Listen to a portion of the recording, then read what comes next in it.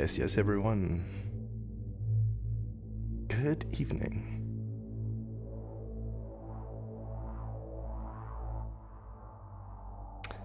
Alrighty. Here we are, ladies and gents. Goodness gracious. What an amazing, and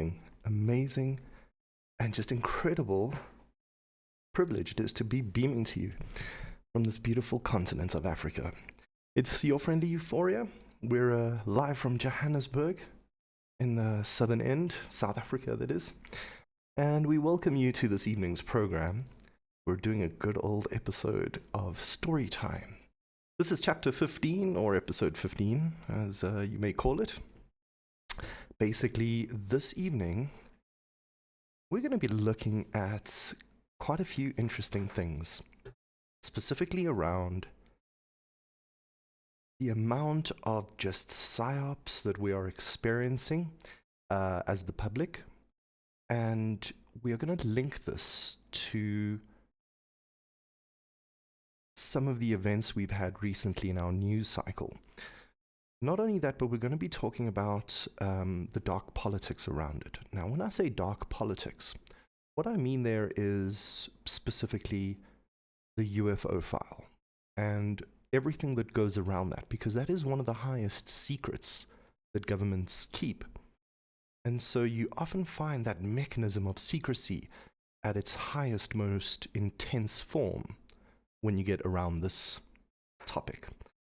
So we're going to put these two things together in context, because really there's just been so much for us to really get to grips with. And it's important, as always, as I say, try and keep this all framed. We want to make sure that we have a good reference point to begin with. Now, I'm saying this because essentially we are in an information warfare environment. It's just as simple as that. Fifth generation warfare means that not only are we kinetically engaging with each other, but it is not above the military doctrine of today to start to go after your basic perception. Now, we've done things like this before in the past, whether it's pumping propaganda or confusing the enemy or scaring them in some way. When this kind of mechanism is directed away from warfare with an enemy and directed inwards towards people, honestly looking for the truths of their origin and orientation to their place in the universe, it's a bit of a bittersweet concept. And involved in this mechanism, that is the militarization of information and secrecy, if we don't have a good model, it's not just enough to have good information. It's great to have access to that. That is the foundation. But you can have access to the best information and still not have a good model to put it all into context, and still come out with garbled information. And that's why good understanding is true wisdom and supersedes just basic knowledge. And that's our aim here at StoryTime, basically. I'm just some dude on the internet, of course, telling you about all the wonderful mysteries that surround us as human beings, currently in the present and carried with us through history. There is a great story to be told, and I keep bumping into it. And I am no expert. This is a fantastic conversation I had with a lot of you, and we thank you so much for all of the wonderful interactions that we've had lately. It's nice to see this conversation growing with all of you. So, as always, feel free to drop your comments, your questions, whatever it is in the chat. Those in our Discord, always welcome to pop in and all these good things. And I really just want to, if you've never joined a StoryTime before, remind everyone that really the essence of StoryTime is just me as a simple person trying to put across information. I'm not always exact, but I do try to keep an even keel. And whatever is available to me as just a person with a bit of an interest in things like philosophy and politics and other things, computers and maths and, all kinds of ancient history and stuff like that. If this information is available to me and, being surrounded by cool people and having read and seen interesting things, just being able to put it into a little bit more of a model, if we can do that together and just keep the information a little bit more grounded, then a lot of things become slightly more clear as we move forward. And what I mean by this is because, as I said, having a good model is one thing. And if the battle for our minds is really the place in history where we're at, often some people take that as quite a deep black pill. And by that I mean they tend to become discouraged about moving forward when they feel that the adversary has such a head start and such incredible clout. I suppose that's the term we use these days, clout. So, no, but just raw and absolute pure force and capability at all levels. So it's not just the military, it's not just the government, it's not just private entities. It's a very diffuse cabal of people in power. And it doesn't always lie in one country. So now, the thing I'm trying to say here is if we can ground ourselves nicely, if the battle is for our minds, you will find that that is really a good reason to perhaps start there with yourself. And use this as an opportunity to, as we go through these stories and begin to ask interesting questions about the nature of our reality, take that as a moment to reflect and see if you can better your quality of information. As I say, I don't always get things right, my apologies, but as I say, I'm not going to plunge us too far off what is readily available and interesting to come to us. So, a lot of information to go through this evening, and as always, it is my pleasure to host you at StoryTime number 15. Can you believe it? We're already on episode 15 this year. Look at us go. So just to give a broad recap, I hope not to go too long tonight, but there is quite a lot of information. So I want to give you a broad recap to show you the circle that we're going to double back to. Our conversation this evening is going to start with some of the recent information that I've been thinking about regarding the disclosure from Grush and a lot of the other witnesses that have come forward through Stephen Greer, having come after the disclosure of Grush with all this gold line heading in all the news media. It kind of took the energy out of the real good job of witnesses and testimony that came forward through the Disclosure Project. And we spoke about this in the last story time, so I want to touch on that and at the same time re-bring in the real important matters that deal with the disclosure that came from Grush, because I've actually now had an opportunity to really dive a little bit deeper into things like crash retrievals and just Grush himself, and really this story time we're going to have a look at his testimony. We're going to have a look at much of what he said in his interviews and the claims he's made. But we're also going to have a look at Lou Elizondo, because he's coming to the news this month as well.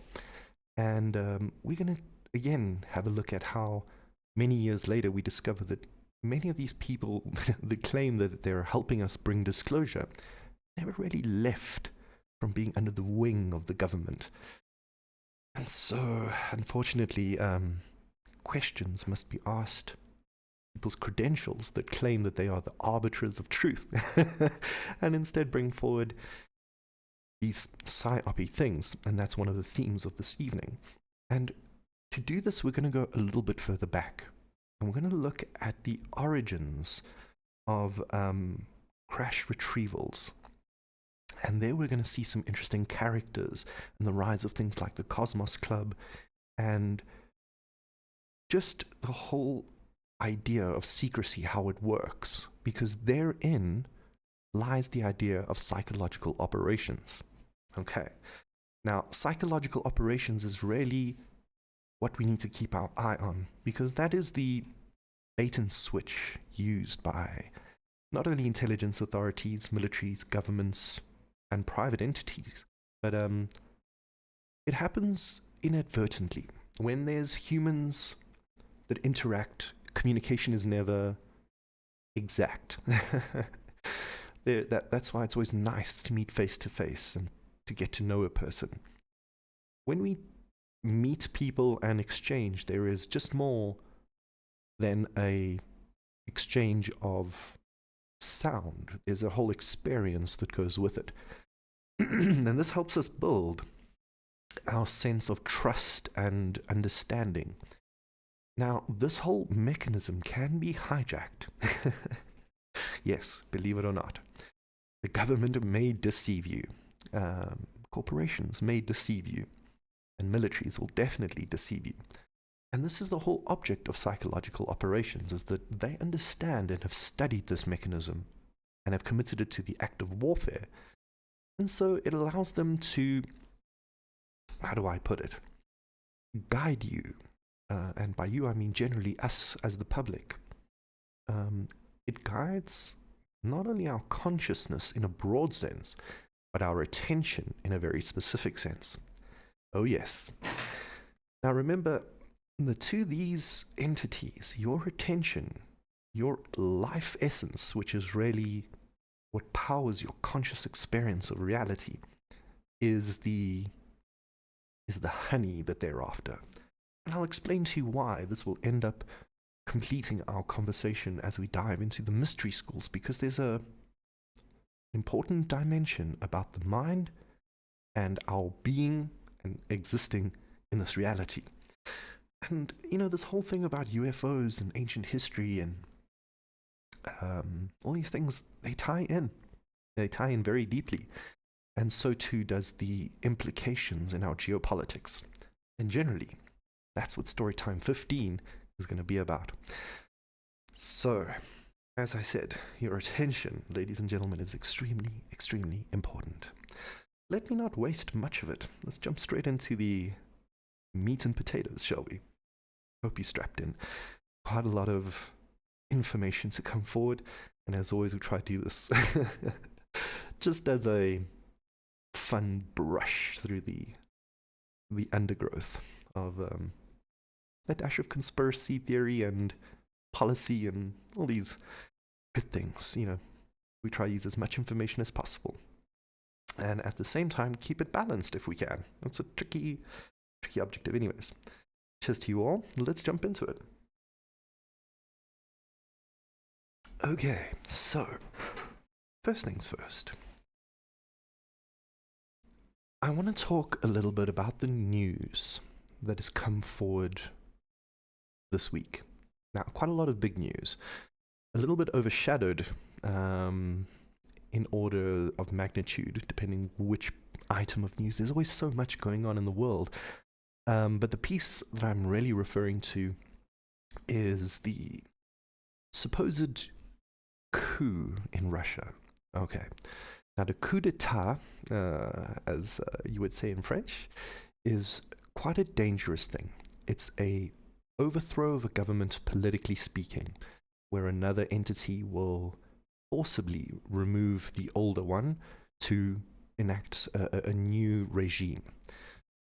Now, a coup d'etat is an attack on the state. This is the political definition. And I don't want to get too deep into the politics of it, because there's obviously a lot to digest and all these things. But why I do want to mention this coup is because it was a very dangerous situation, but more so what I want to point out is the incredible amount of propaganda that was in 24 hours. We saw the whole cycle of misinformation, disinformation, civilian reporting, the whole shebang. It was actually quite incredible to see in one day, just we went from Russia's about to collapse to, oh no, everything's fine. Prigozhin's just going to take a holiday in Belarus. It's all good. What the media was saying, at least in the West, was that, what happened to the nukes in Belarus, and the leader of Russia is about to be overthrown, and chaos might ensue, and then 24 hours later it was completely different. Now that is normal also in a field of war, because there are always unforeseen situations. It is literally organized chaos. When the gloves come off, in a certain sense, laws are subsided, and insanity begins to ensue. So it's not unexpected to have events that are unpredictable and chaotic. But what I really want to point out here as just an example, and I'm glad that there was no bloodshed and that it didn't escalate to something, and obviously there's more to come. It's not something that's easily resolved with a little phone call here and there. But as I said, I want to mention this case of the supposed coup in Russia, because it brings us to an interesting understanding about how the information horizon kind of comes towards us, and then at the same time begins to overwhelm us with information. And a lot of people made a lot of claims that could not be verified. And that is, again, fog of war. But at the same time, it's also our desire to see things in a not our desire. It's done deliberately. Information is deliberately presented in ways that get your emotional response and shape your perception of either an event or a whole situation in and of itself.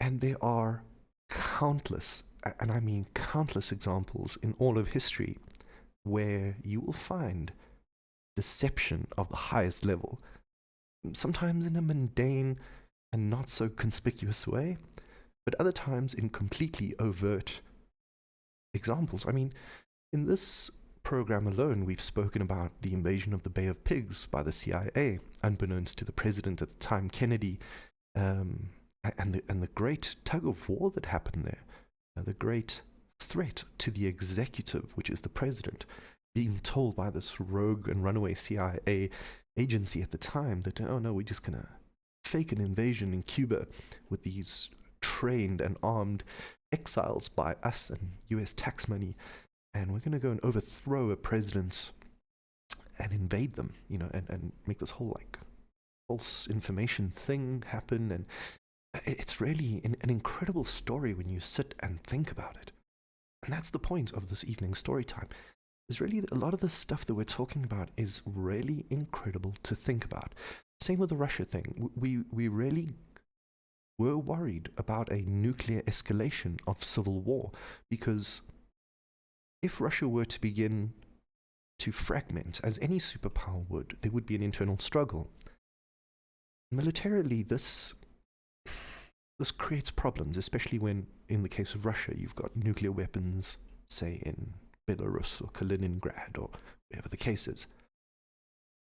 It is complicated, and we're, as a race, closer to midnight in terms of the doomsday clock. But we should not tarry, okay? We should not tarry, and we should not ourselves be hindered, not only absorbing this information, but categorizing it in its right and just places. Now, a lot of people can't do that, and so the information overwhelms them, and that becomes the story and the narrative.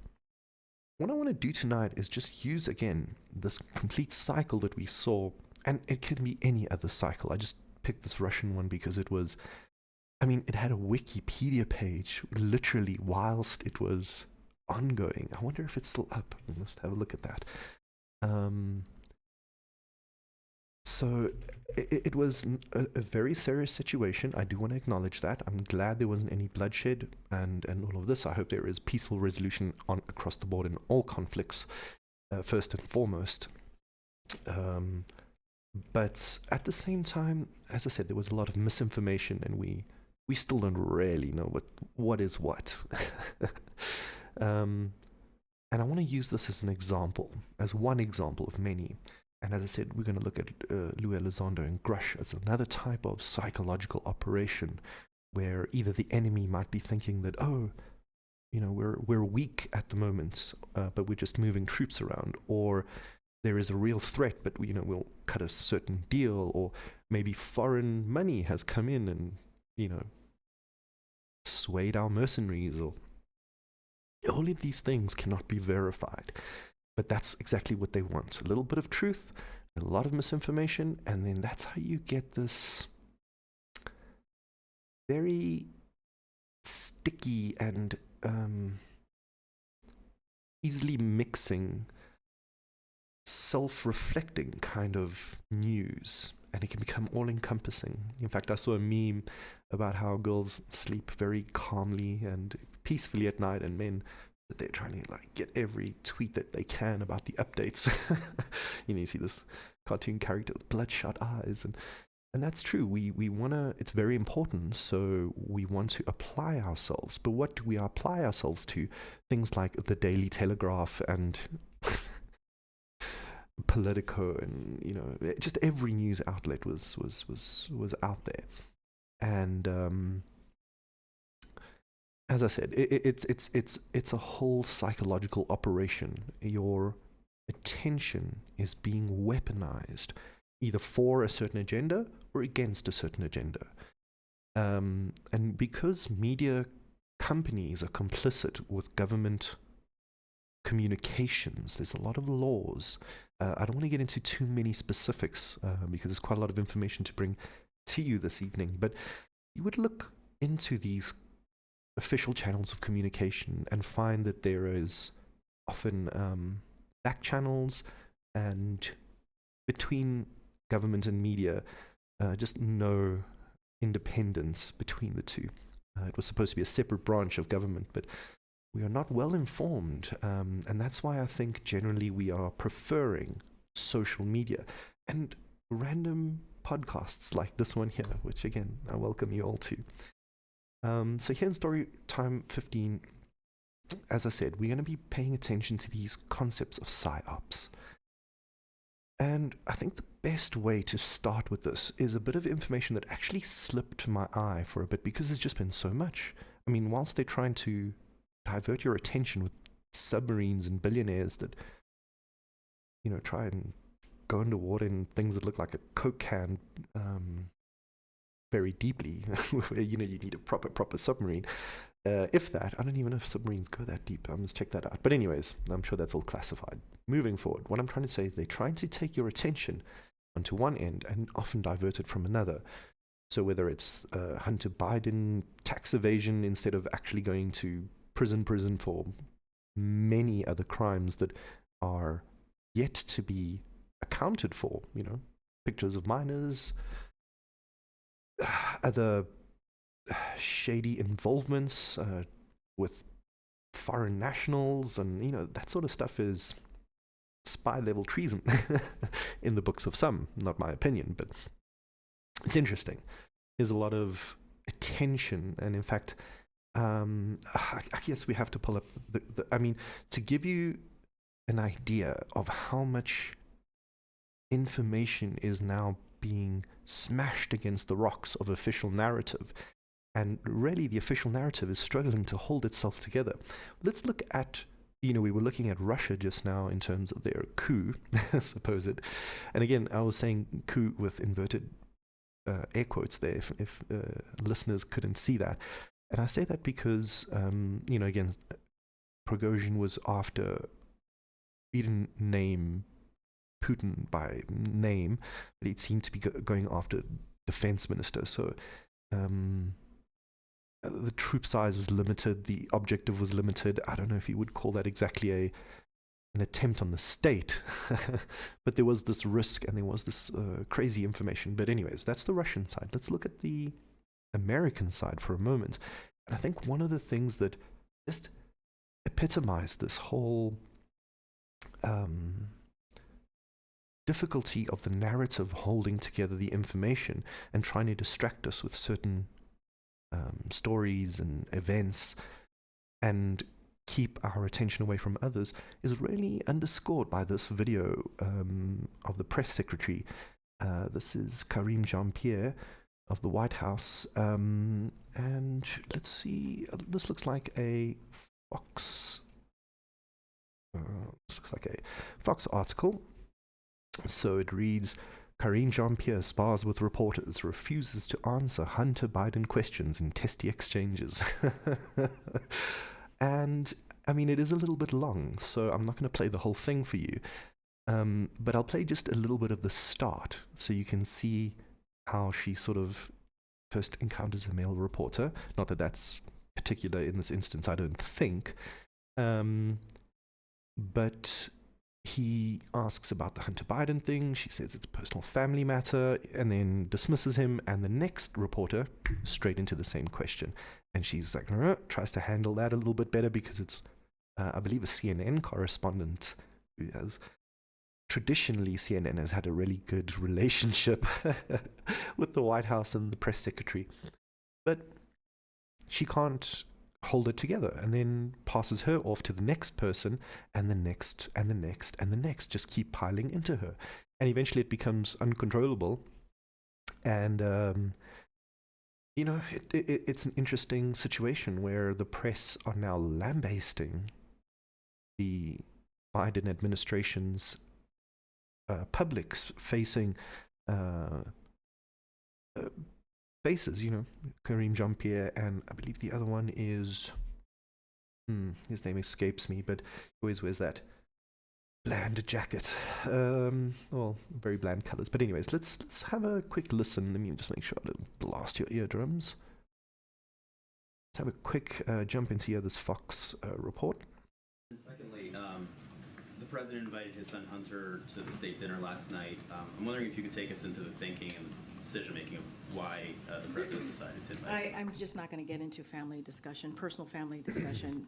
As you know, Hunter is his son. I'm just not going to get into it. Let me ask you this.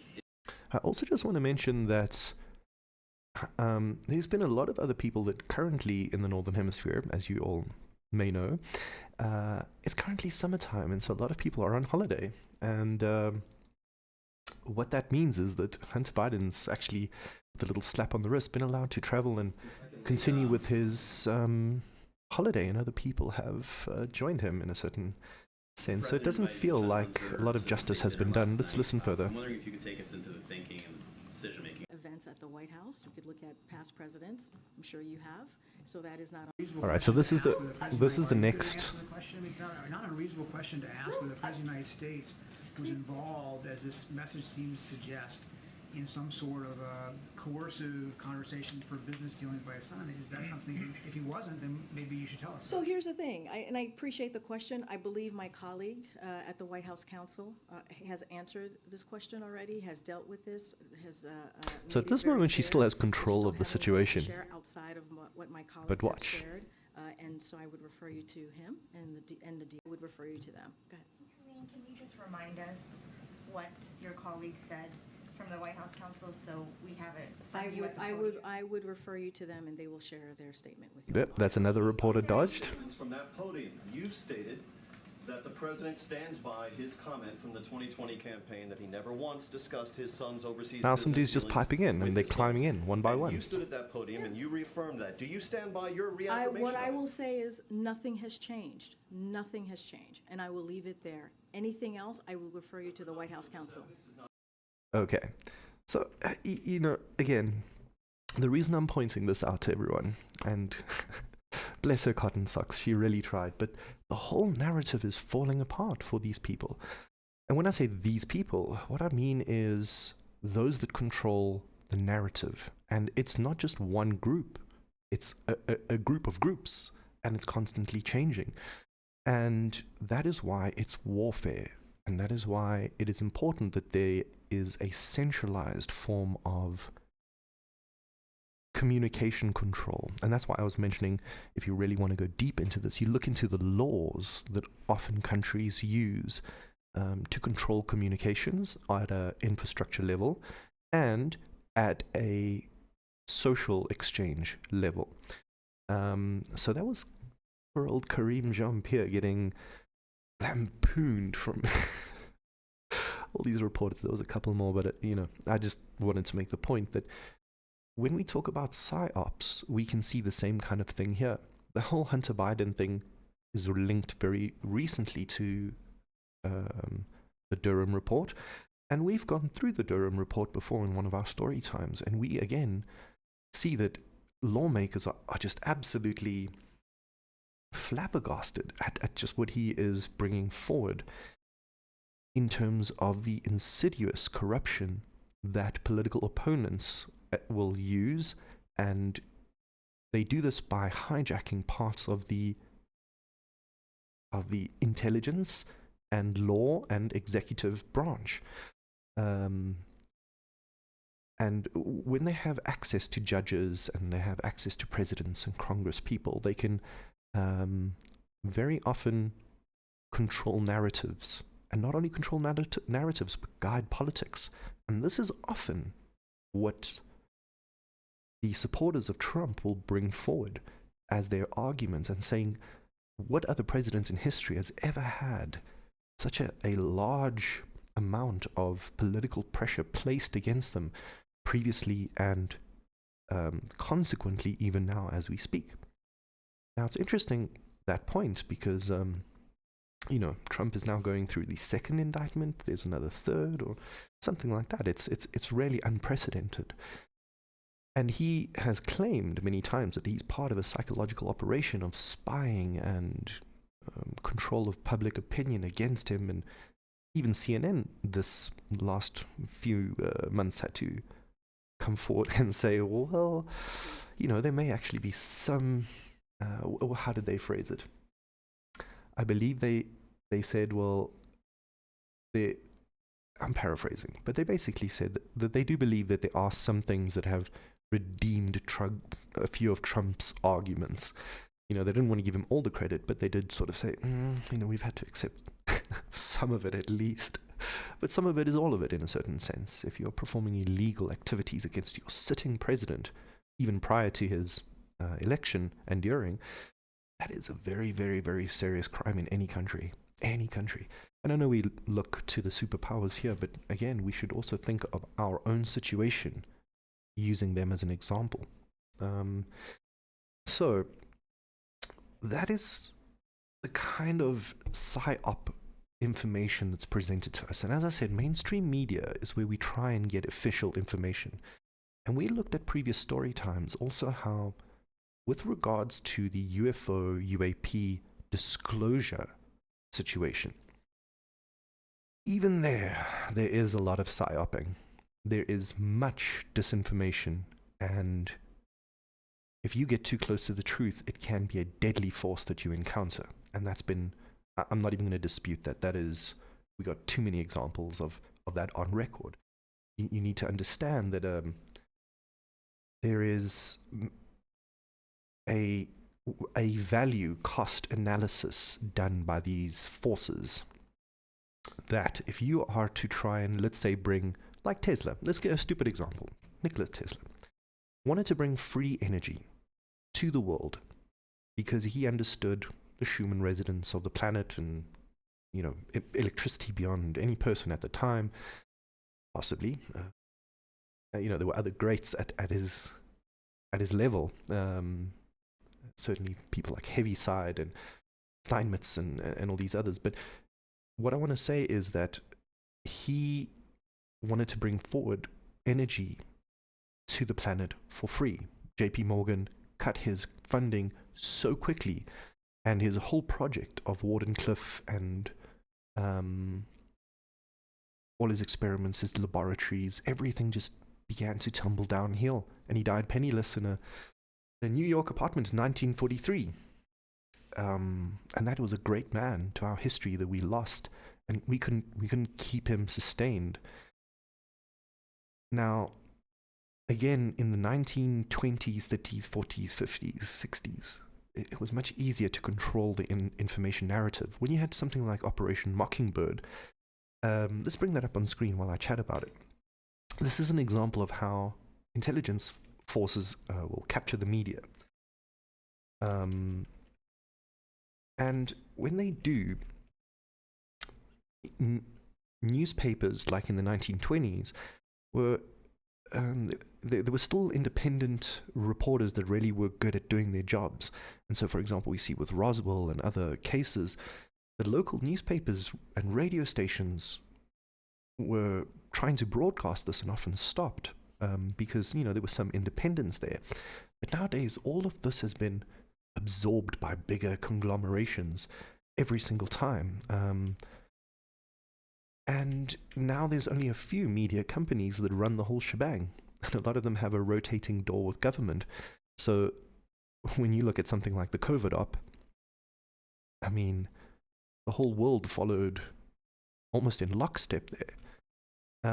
Much to our detriment, we are now discovering. And this is the thing about truth, is that it is the superior force, kind of like light. When you apply it to a large darkness, it lights up more than just the source itself. Darkness needs a lot more energy to get rid of information. In fact, that's why you find at a quantum vacuum level, you can never extract a perfect vacuum.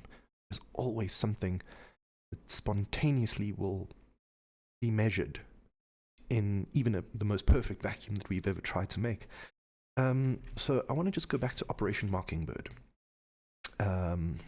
Let us bring this up quickly. I'm just going to show you this whilst we are chatting. And as I said, the reason I'm bringing up Operation Mockingbird is because you'll see that this is a large-scale program by the United States CIA, which began in the early days of the Cold War. So they used the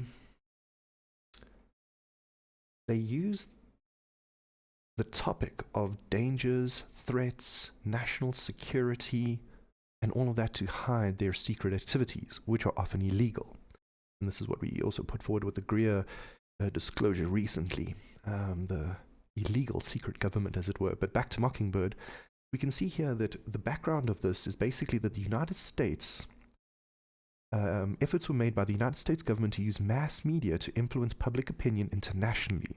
After the United States Watergate Committee in 1973 uncovered domestic surveillance abuses directed by the executive branch of the United States, that was Nixon, the president, the New York Times published an article by Seymour Hersh, great Seymour Hersh, that now gave us the truth about the Nord Stream, the Nord Stream situation, right? And basically it claims how the CIA violated its charter by spying on anti-war activists. Okay.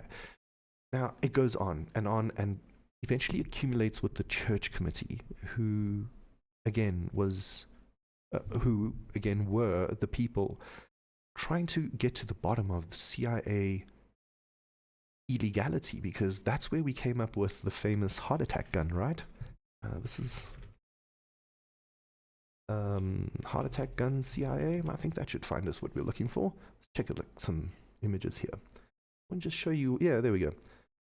That's more or less what you're looking for here. And I think this was here at the Church Committee hearings, right? Now, what I'm trying to do with this point here is simply say this, that the CIA during this time has infiltrated the media. The media is now putting forward a very strong narrative, and this narrative is completely anti-war. And this other important point is that they are making lists of civilians that go against this kind of a narrative. And so insidious were their abilities to conduct operations unknown to the president. We looked at the Bay of Pigs earlier. But they also had means to assassinate without any medical trace. This heart attack gun, I believe the Church Committee discovered that that it would fire a shellfish toxin and give the person almost an instant heart attack. But it would never show up on toxicology scans. Apparently not only was it very difficult to detect, but you had to do a very, very difficult and specific test for it. It was just assumed to be implausible in a way. And so it was almost like a perfect weapon for the CIA to perform very direct attacks, and often they did also weird kinds of things like try and put explosives in Fidel Castro's cigars and things like that. So my whole point of this is Operation Mockingbird is an example of the insidiousness we find of narrative control. Narrative control means that the world around you is trying to take your attention in a certain way. Now, one of the famous situations, let's call it, that have come out recently is the disclosure with Grush. And this is one of the topics we're going to dive deeply into. But before getting into Grush and the sole PsyOp there, I want to mention good old Avril Haines. Now, Avril Haines, she has been in the news recently, and she caught my eye recently. I only picked up this article just in the last week. She was involved with a big meeting at Wright-Patterson Air Force Base, and at this meeting of basically her and approximately 50 other plus intelligence officials and representatives, they were basically there to discuss a bunch of things that I think revolve around the UFO topic.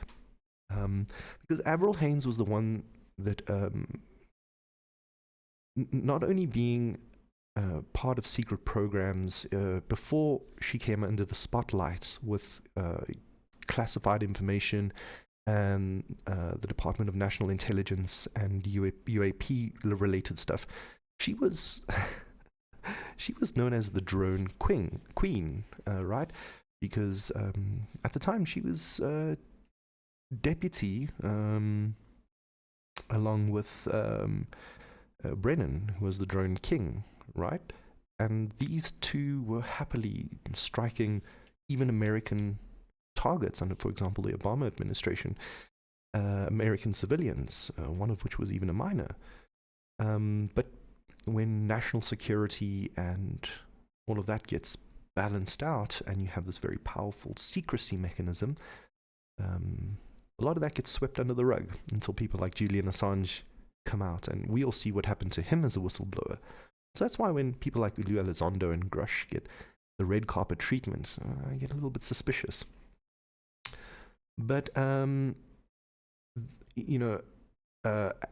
Haines, she is, again, now meeting at Wright-Patterson Air Force Base. Now, if any of you have an interest in the UFO study, you will always know that Wright-Patterson is a place that gets mentioned often, because in many accounts and testimonies, we learn that Wright-Patterson is often where it is referenced that bodies and crash retrieval material get taken to. So, how interesting is that, right? Now, I want to mention that, as I said, I missed this article, so I'm going to bring it up here. It happened in April, apparently. This is the debrief. And you will note that the debrief is the same media organization that also gave you the Grush disclosure, right? And this is Avril Haines, and this is April 2021. April 21st, 2023. And I'll just read a few lines here. She says, the debrief says, on Thursday, leaders from across the U.S. intelligence community began arriving in Ohio for an unprecedented national security briefing at Wright-Patterson Air Force Base. Among those in attendance at the Friday briefing are Director of National Intelligence, Avril Haines, CIA Director William Burns, General Paul Nakasone, Director of National Security Agency and Central Security Service Chief.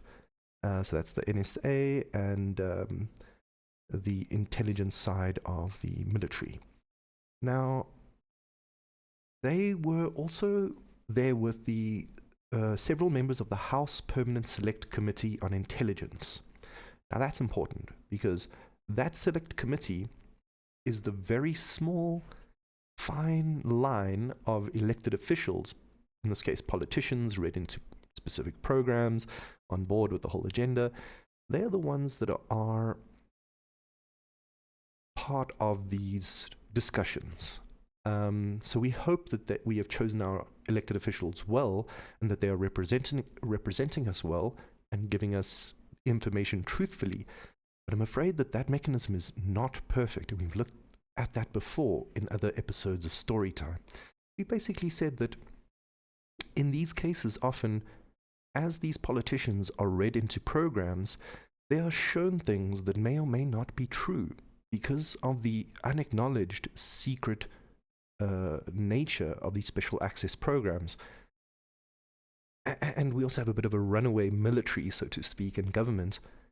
They are often, their attention and perception too is often taken by the military industrial complex and tapered to the ends that the military want, or these secret aerospace companies that work with the military, or the insidious funders and gatekeepers of these people and groups.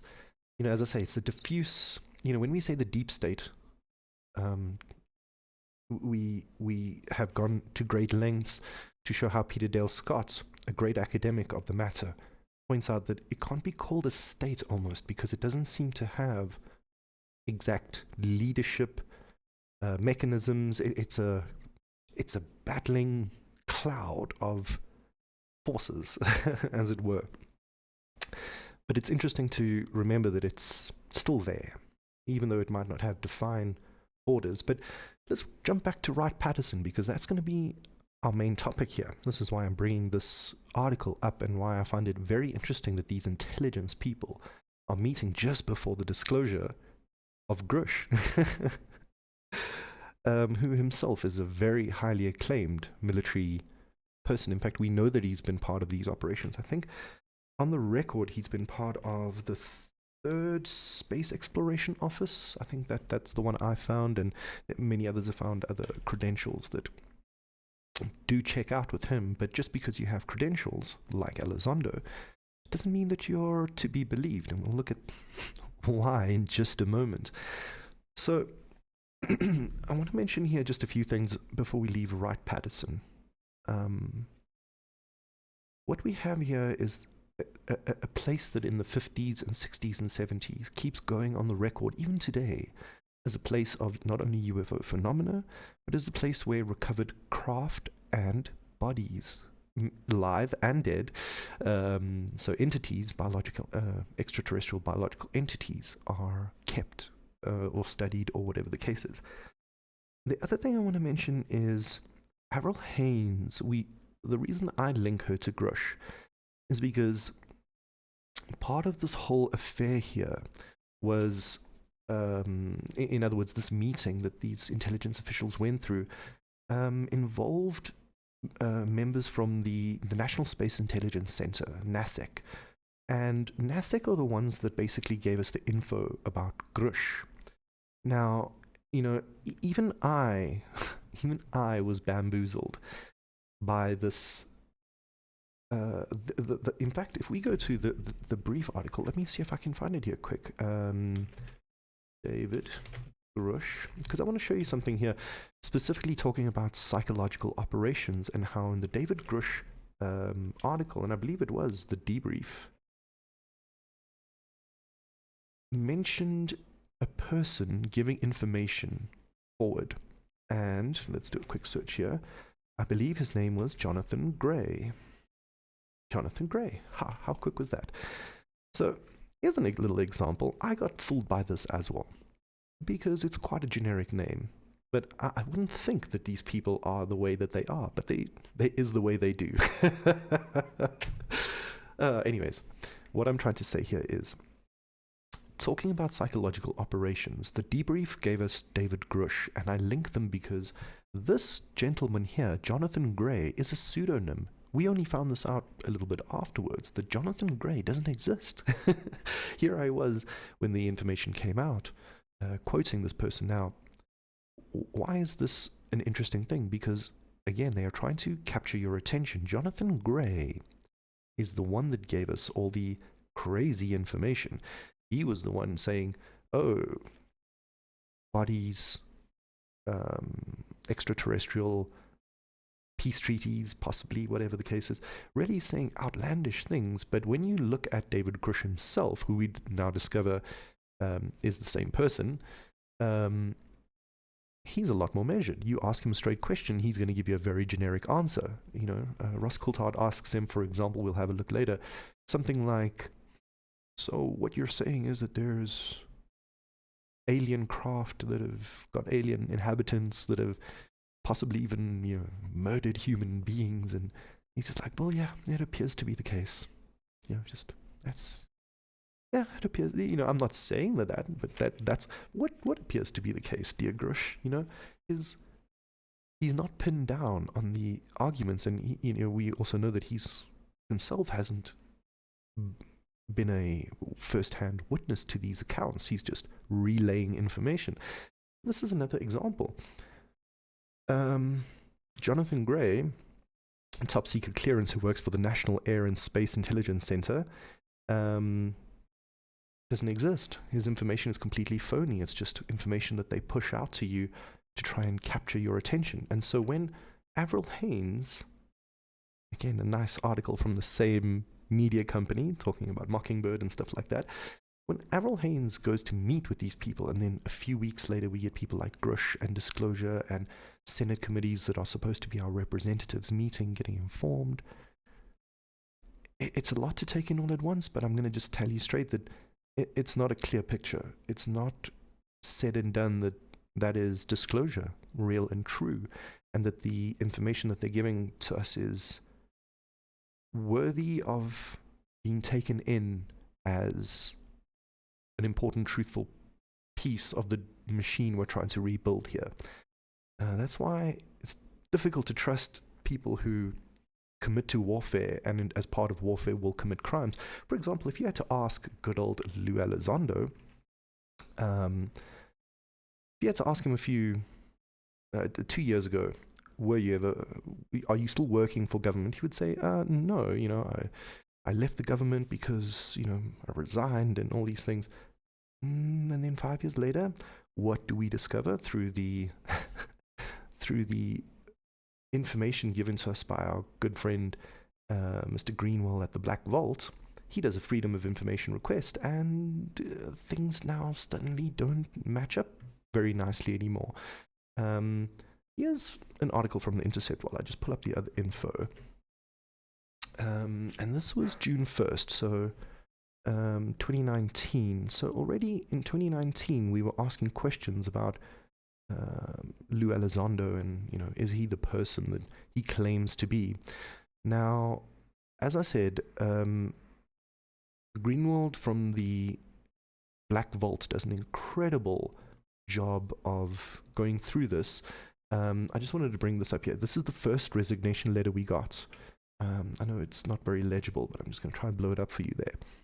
You know, we got this first resignation letter stating that, you know, he was being put down and, you know, the government was, you know, holding him back and, you know, I'm paraphrasing here very poorly. But what I'm trying to say is that he was trying to come across as a hero and as a person trying to break the shackles of his confinement to bring us the real truth. And then 5 years later, what we discover is that there was a second resignation letter because the first one didn't hold water. And when it was checked back, they didn't have a straight story. And so this is from the Black Vault here. This is an excellent article that I really suggest that you guys go through. But you know, the quote, I just want to go through this here. The quote that they gave us, the DoD, this is the Department of Defense, was that the resignation letter first given was of uncertain providence, those two words, uncertain providence, end quote. So now another letter has come up, and again, we see that there is a whole mechanism of obfuscation going on with these kinds of people, where they're allowed to give you startling information and brief governments and things like that, but they can't hold their story straight. And the narrative begins to collapse a little bit. And that's only when we put the correct kind of pressure and we keep our own thinking straight. Now, as I mentioned, Avril Haines, along with Elizondo and Grush, have really given us this mind-bending opening into a new world. At least that's how it feels like to me. Growing up with the alien mystery and being labeled by governments as wrong and a conspiracy theorist, even at the tender age of, say, 5, when I was beginning to ask questions about space and the moon and astronauts and, all these things. Already then, if I wanted to think about an alien, well, the government had other ideas about my thoughts. And now, as time goes by and I've become older, and I've seen that their information has over time not stacked well, and I mean, this goes back right, and this is where we're going to jump to next as we go into the second hour of our program, and that is, we're going next into the real history, because now we've taken a chunk out of the present and seen Grush and Elizondo telling lies, maybe not Grush so much, we haven't caught him out just yet, but how they're involved with Avril Haines and the whole space intelligence community. So that's fascinating to me, and I wanted to point that out to you guys. And now what I'd like to do is just clear your mind a little bit to give you a better picture. Because, as I said, a lot of what we've touched on, all of it has been PsyOps. All of it has been information not really worthy of being filtered yet. It must be scrutinized further. So I don't just want to point you to the things that the government's trying to push and shove down your throat. Instead, let's back up a little bit and let's do this the StoryTime way, shall we? Because, as I said, even like with the Russia thing, that meme about how people were glued to their phones trying to get every little bit of information, we want to do good in the world. We want to understand. But at the same time, if we are only taking poisoned water, filled with lead, we're going to go crazy. That's just how it works. So, ladies and gentlemen, again, I love you all. Welcome. This is StoryTime 15. Just what an incredible dash of information just being splurged to the public at the moment. This week's been crazy. I can't believe so much of what we're going to be talking about here and have been talking about here in Storytime just completely overlay a lot of these things coming forward. And where I want to just take this to now, we mentioned Wright-Patterson Air Force Base. And that is the next key, because as we push into the second half of this program, that's what we're going to have a look at, is crash retrievals and the whole psychological operations and truth cover-ups that go along with that have happened in the past, because that helps us make sense of what's going on currently in the present. Can't understand where you're going if you don't know where you've been. That's just the truth of it. So before I get into it, again, welcome to Storytime 15. We're really trying to get into the depth of the dark politics and the PsyOp war that is trying to take your mind and your attention and use it for their own nefarious purposes instead of what I think is important for us as human beings, which is freedom. It's counter to that. And to become fuller beings ourselves, we need the ability to pursue our personal agency and sovereignty and freedom. That's at least my belief. And not just my belief, many others follow that, so let me know if you do in the chat too. But what I want to go to now is Wright-Patterson Air Force Base, as I mentioned, is a boon.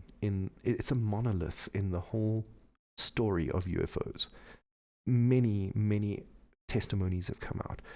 And Wright-Patterson Air Force Base, I want to mention, has also got a history of involvement with nuclear technology and special programs and things like that. But it's also very close and central to many other academic and privately owned institutions that have also throughout time helped this base and been involved with matters there that go beyond just aircraft. I just want to make that clear. Now, when we look at Wright-Patterson Air Force Base, some of the earliest accounts of crash retrieval go back to the 1940s, and there are some before, but I want to try and talk about the ones that are well documented. This whole concept of crash retrieval has really been a tricky matter, because now that Grush has come forward and told us all that the governments have advanced programs that deal with this kind of matter, we have to ask ourselves questions about, well, is it true? And if assuming it's true, then wow, all these implications, where does this matter go? Who's processing it? Who's paying for this? Who's, lots of important questions. And again, following this good questioning comes all the PsyOps. And so going back in the past to the first crash retrievals that go on record really give us a good sense of how the story gets manipulated and the truth gets buried so that national security information is maintained. Now, I want to maybe play you some of the sorry, no, I don't want to play you. I want to have a look at the Wikipedia of Wright-Patterson Air Force Base, just to kind of put that up on the screen for you, because as I say, the origins of Wright-Patterson come up to us, at least in my understanding. They come up in my knowledge and history when I think about not only Roswell, but also the Aztec incident that happened in New Mexico. And the other incident that we're going to look at is the I believe Americans pronounce it the Gerardo incident, but it's written in French, so even though it's in Missouri, I believe the French would pronounce it Girardeau, maybe. But the Gerardo incident as well has an early crash retrieval paper trail. Now, let's bring up Wright-Patterson Air Force Base here as we chat about this. As I said, it's very famous. There's a whole museum and stuff there. But going back in the old days, Wright-Patterson Air Force Base was incredibly important because of America's nuclear arsenal and capabilities. Aircraft and aerospace formed the backbone of American military power. And really all the technologies and materials, energy production, and flight characteristics were being tested and discovered, and all these kinds of things. So a lot of these programs are legit mechanical undertakings by humans, but along the way we say, hold on, we may have found some of these things either buried in archaeological sites, or they may have crashed, or we may have shot them down and begun to analyze them, study them, reverse engineer them, as it were. That's the whole concept of crash retrieval. Now, what I'd like to just mention here is, Cape Girardeau was in 1941. Now, if you check it up on the internet, I'm almost certain that it will come up as some kind of conspiracy theory, because all we have from it was a book that came out a few years after. So let's have a look at that. Cape Girardeau, I think it's Girardeau with an I. Let's spell it like that. And let's put a UFO at the end of that. Yeah. And now this incident, as I said, was 1941, if I'm not mistaken. And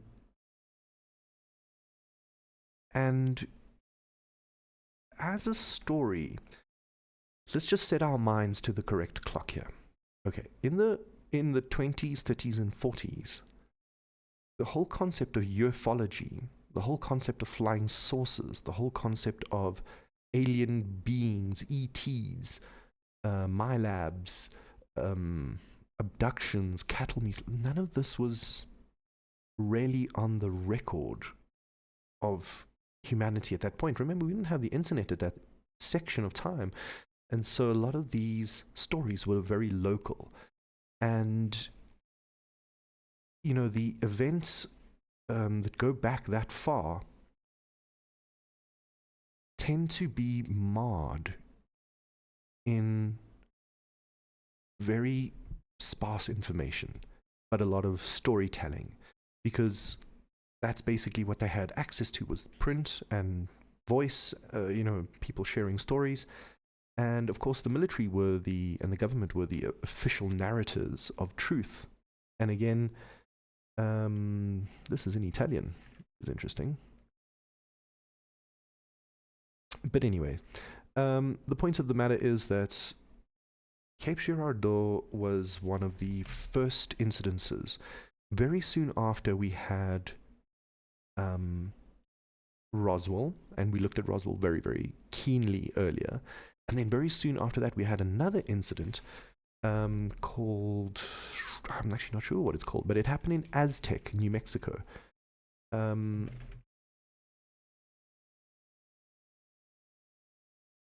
Okay, so Wikipedia calls this one a hoax as well, which is fine. Let them call it what they want. The FBI memo UFO enthusiasts discovered had come to be known as the Hotel Memo. I've never heard of this.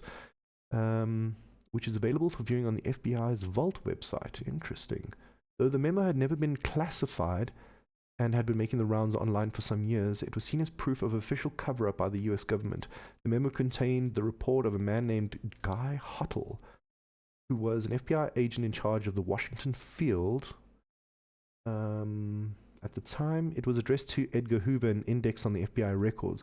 But this was standard practice at the time. It was later discovered that the Hottle story was a retelling of a 1950 article published by Wyandotte Echo, a Kansas City legal newspaper. The Wyandotte Echo article itself was a retelling of an account of a local car salesman and radio station advertisement manager. Ultimately, the details within the FBI memo can be traced back to the initial hoax story. So, in 2013, the FBI issued a press release concerning the memo. In addressing the memo's context and possible connection to a hoax, the Bureau wrote, "Finally, the Hottle memo does not prove the existence of UFOs. It is simply a second or third-hand claim that we never investigated. Some people believe that the memo repeats a hoax that was circulating at the time, but the Bureau's files have no information to verify that theory." Now, fine, fair enough. They refer to it as a hoax, but it did have some kind of footprint in the FBI. And just because it was the FBI that say, oh, well, we don't know anything about it, doesn't mean that the CIA didn't know anything about it. And if the CIA didn't know, maybe the Department of, maybe the Defense Intelligence Agency, maybe the military intelligence arm knew something about it. Or the secret shadow government, as people might refer to as, like Majestic 12, who knows? But again, Aztec is called Aztec for a very interesting reason. That's where I kind of want to start this piece of the story. So what I'm trying to point out here with these crashes is that as we start to perfect nuclear technology, there are a series of crashes where Nevada, New Mexico, right where White Sands is, and we are trying to do nuclear technology. Remember the Trinity nuclear test, the first atomic bomb released by mankind was at the White Sands test range, and it was the Trinity experiment. So they say that this is what's caught the attention of these celestial beings. And so it makes sense that these areas are where the crashes are happening. And as I said, this is a different time in our history where we don't really have access to the kind of information that we do now. And so all we have are stories that go, and local newspapers and local radio, and it's difficult to archive these kinds of things at the time, but they still leave a bit of a footprint in our psyche. But the whole matter of UAPs, UFOs, and the whole mysterious nature of these phenomena have not really broken water yet until books come out in the 1950s which capture the imagination of the public, both in America and abroad. And it's only there that the Roswell story picks up again, and other of these stories begin to pick up again. And, you know, a lot of these people, like Jesse Marcel, for example, let's call him up on the... Jesse Marcel was the officer who was pictured with the weather balloon for the Roswell incident. And he was an intelligence officer, and he came on the record to say that it wasn't a weather balloon. We had material that, I mean, he is saying that he knew of most of the materials going into the aircraft because, you know, of his level of clearance and involvement and things like that. But that material didn't know where it came from, and he was part of the retrieval site and things like that. So let's bring him up on screen here. And what's interesting is that Jesse Marcel was a part of the the 5th Bomber Command, the 509th. There we go. Sorry, that's what I meant to point to. Now, 509th was the only nuclear-capable part of the American Air Force and of America at the time. So you can see again this very close relationship between secrecy for the Manhattan Project going into the secrecy of the aerospace group as a whole. The point I wanted to point out with Jesse Marcel is he came on the record and said, you know, I was involved with crash retrievals and things of that sort. There he is there. And there's a very detailed story about how the pieces were swapped out so that what was presented to the public was Jesse Marcel, another person from the news, basically said, look, it's a weather balloon, take your pictures, thank you very much, off you go. And that was case closed for them. And that was in the 1950s acceptable until the books, again, started to circulate. The imagination of people and investigation began pulling up just snags in the official narrative. And Roswell and Aztec and all these things have had people who, at the time, you know, someone in the 1920s was very old school at that point, honor, sense of country and duty after the, you know, the Great War, just before the American involvement in World War II as well and after, created a very patriotic generation that were very keen to keep national security for the defense of the motherland or the fatherland or whatever the case is. Now it's called the homeland. But it was only therefore towards the end of their lives, when they were closer to their deathbeds, that they started to come out and talk about their experiences and the projects that they were involved in. So they kept their secret for as long as they could. And as I said, these were the first programs that began to come on record, although involved with stories. And I'll get into that because it's fascinating how deep that goes when you scratch on that surface. But that's where the record begins. And since then, it's never been able to be washed away. Every time the government tries to put that information down, what comes is another round of more people coming forward, more questions being asked, more projects being discovered, and the question of the technology is really going just off the charts now, you know, in today's day and age. So what I want to point out to you here is when we look at the Aztec crash, for example, that one was interesting to me because the place is called Aztec because they found Aztec ruins. Now, this is interesting to me because this is New Mexico we're talking about. So this means that these people, this culture, traveled very far up north to settle there. And as we know, the ancients had technologies that we are still struggling to get to grips with. For example, polygonal walls and things like that. Dealing with very hard rock in a way that seems like it's made out of marshmallows or something. So they find these ruins in Aztec, and the person that's done this find, basically, well, I mean, obviously there had been legend and lore, but really the person that puts it on the map for us will be John Wesley Powell. Now, John Wesley Powell is a very interesting character. Now, when I say very interesting, that's just, I don't have, there aren't enough adjectives, really, because people at those in those times really had a completely broad ranges of interests and freedoms. Back then, you could go stand on top of the pyramid and no one would be none the wiser. There were no guards. But obviously, you try to do that today and you'll be on the news. So what I want to mention here is that John Wesley Powell is such a powerful figure in this story, and I'll explain why. Because when he... Well, firstly, let's put it this way. Let's pull him up here on the screen for you guys whilst we're busy chatting about him.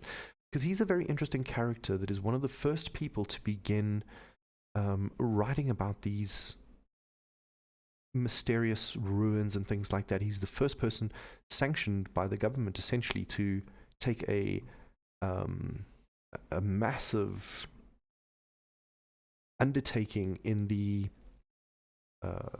Grand Canyon and to try map it and to try and bring his geological and scientific expertise to get a deeper understanding of it. And he was the one that basically gives these incredible names to parts of the Grand Canyon, like the Osiris Temple and, you know, the Temple of Ra and things like that. Very Egyptian-sounding things. So let's begin with John Wesley Powell, right? American geologist, U.S. Army soldier, explorer, and explorer of the American West, and professor at Illinois University. Director of major scientific and cultural institutions. Okay, so now, although he goes back to the 1869s, you know, he is, as I said, after the Civil War and things like that, and in the early times, now helping the U.S. government map out its large swaths of territory and things like that, and being part of the army. He's trusted to go and be given money to do these expeditions, basically. And he goes down the Colorado River and does a geological survey. And let's read here. In 1881, Powell was appointed the second director of the U.S. Geological Survey, a post he held until his resignation in 1894. And he did. In 1895, there was a reissue of the exploration of the Colorado River and its canyons. The intellectual gatherings Powell hosted in his homes were formalized as the Cosmos Club. So that's going to be our next jump there. Now, he does all kinds of research. Sorry, my apologies. I didn't put that on the screen for you guys. Because he's an interesting figure. Let's just take a good look at Mr. Powell here. So this is Powell. And he's gone through some really crazy things in his life. He's got deep ties to the US government and to archaeological study and to the military. And he takes an expedition that is funded down the Colorado River and begins mapping out these things. And as he does this, you must remember that this man not only has this scientific aspect to himself, but he also carries with him deep esoteric knowledge. Because as I said, before the dawn of hyper-industrialization in the 1920s, 30s, 40s, people were still deep into alchemy. People were still deep into different forms of magica, occultism, mystery schools. The mystery schools hadn't really made the impact that they did through people like Blavatsky and Gurdjieff and many others. A lot of that information only because of the real failure of the mystery schools to keep human consciousness at a high level, with the destruction we saw in World War One, did they begin to come forward with a lot of the secrets that have been held in their temples and archives and libraries, and in their secret gatherings over thousands of years. And this man that we're looking at here, Powell, he's aware of this group and this information, and that's why, you know, he also gets involved in things like he allows us, for example, through his anthropological studies to come across things like the discovery of the ghost dance through the Native American leader, who was he? Wovoka, I think was his name. Let me check that out. And as I said, so the whole idea is Wovoka was able to, on the solstice of a particular moment in year and such, had a great vision from his ancestors of this thing that they did called the ghost dance. Call it up. And there we go. And this was a very important piece of their history. And so the Wovoka was actually, his real name was Jack Wilson, and he was the one that came across this great ghost dance of the Lakota people, I believe it was. And it's very, very interesting, the kind of occult links that they get for transmitting this information and bringing it back into the present. A lot of people believe this through things like the Akashic records and whatever. Even intelligence officials and organizations have tried to look into using consciousness to attain information, both past and present, you know, things like remote viewing and whatever the case is. But not to get too far off the beaten track, because that's a whole story time for another for another chapter. But I want to go back to good old Powell here. And as I said, John Wesley Powell was a great explorer. And as he goes through the Colorado system, he's mapping it and he's discovering a lot of its secrets. And he's looking at it through the lens of an esoteric understanding, because that's really what grounded this great mystery that at the time we didn't really have a lot of scientific knowledge to attack with. You know, now we've got supercomputers and very highly calibrated and sensitive instruments. But in the 18-somethings and the early 19-somethings, it was much a different time, in a sense. But let's move forward with our story here. Because, as I mentioned, John Wesley Powell is a great man who also lived in Cape Girardeau. So, you know, he's aware of archaeological digs. He's involved with the US military. He's in a place where there's been an archaeological crash of UFOs and such like that. And he is also one of the founders of the Cosmos Club. Now, I didn't know about the Cosmos Club until very recently. And the Cosmos Club is going to need to be a whole story time on its own, because it really does go deep. But I'll give you the 411. Let's call it the summary, the executive kind of breakdown. And the Cosmos Club exists still to this day, so, you know, we can pull some of it up while I talk about it. But basically, the Cosmos Club was founded by John Wesley Powell, and it is... He made it in conjunction with another person. Let's actually call it up, shall we? He creates this Cosmos Club as an endeavor to bring a whole bunch of scientific and archaeological and other great academic minds of the time to basically look at many important origins of the human social machine. I'm saying this a little bit badly, but basically, these were a lot of prominent people that tried to gather the most important information to really understand the human's place in the cosmos. And that's why I think it's called the Cosmos Club, in my opinion. But let's read about it here on Wikipedia. So, Wikipedia says for the Cosmos Club, Wikipedia says, let's have a look.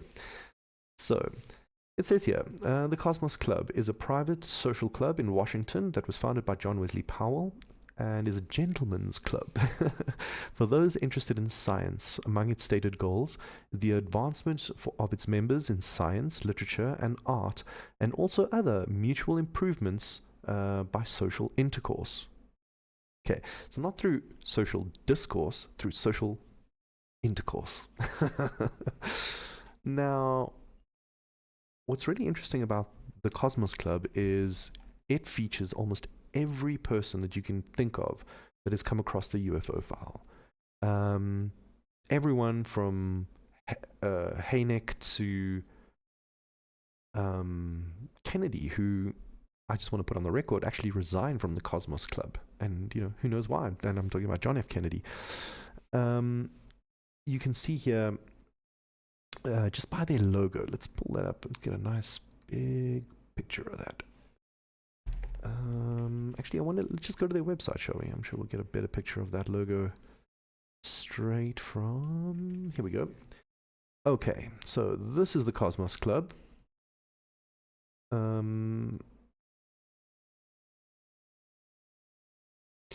And as I said, these things look like very prestigious gentlemen's club of people who are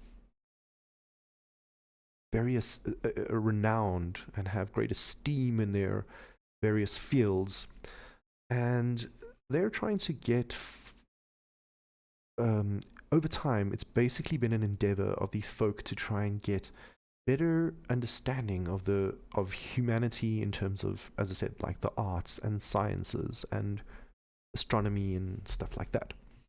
Now, I want to just try and get a nicer picture of this logo because it's very fascinating. And you'll see immediately from its logo, which to my knowledge hasn't changed, I think, ever. And you'll see when we're talking about esoteric clubs, the Cosmos Club comes front and center because even in their logo, you'll find that they have all these very fascinating aspects. And again, I'm going to try one more time. Let's try a medium size. Okay, that'll do.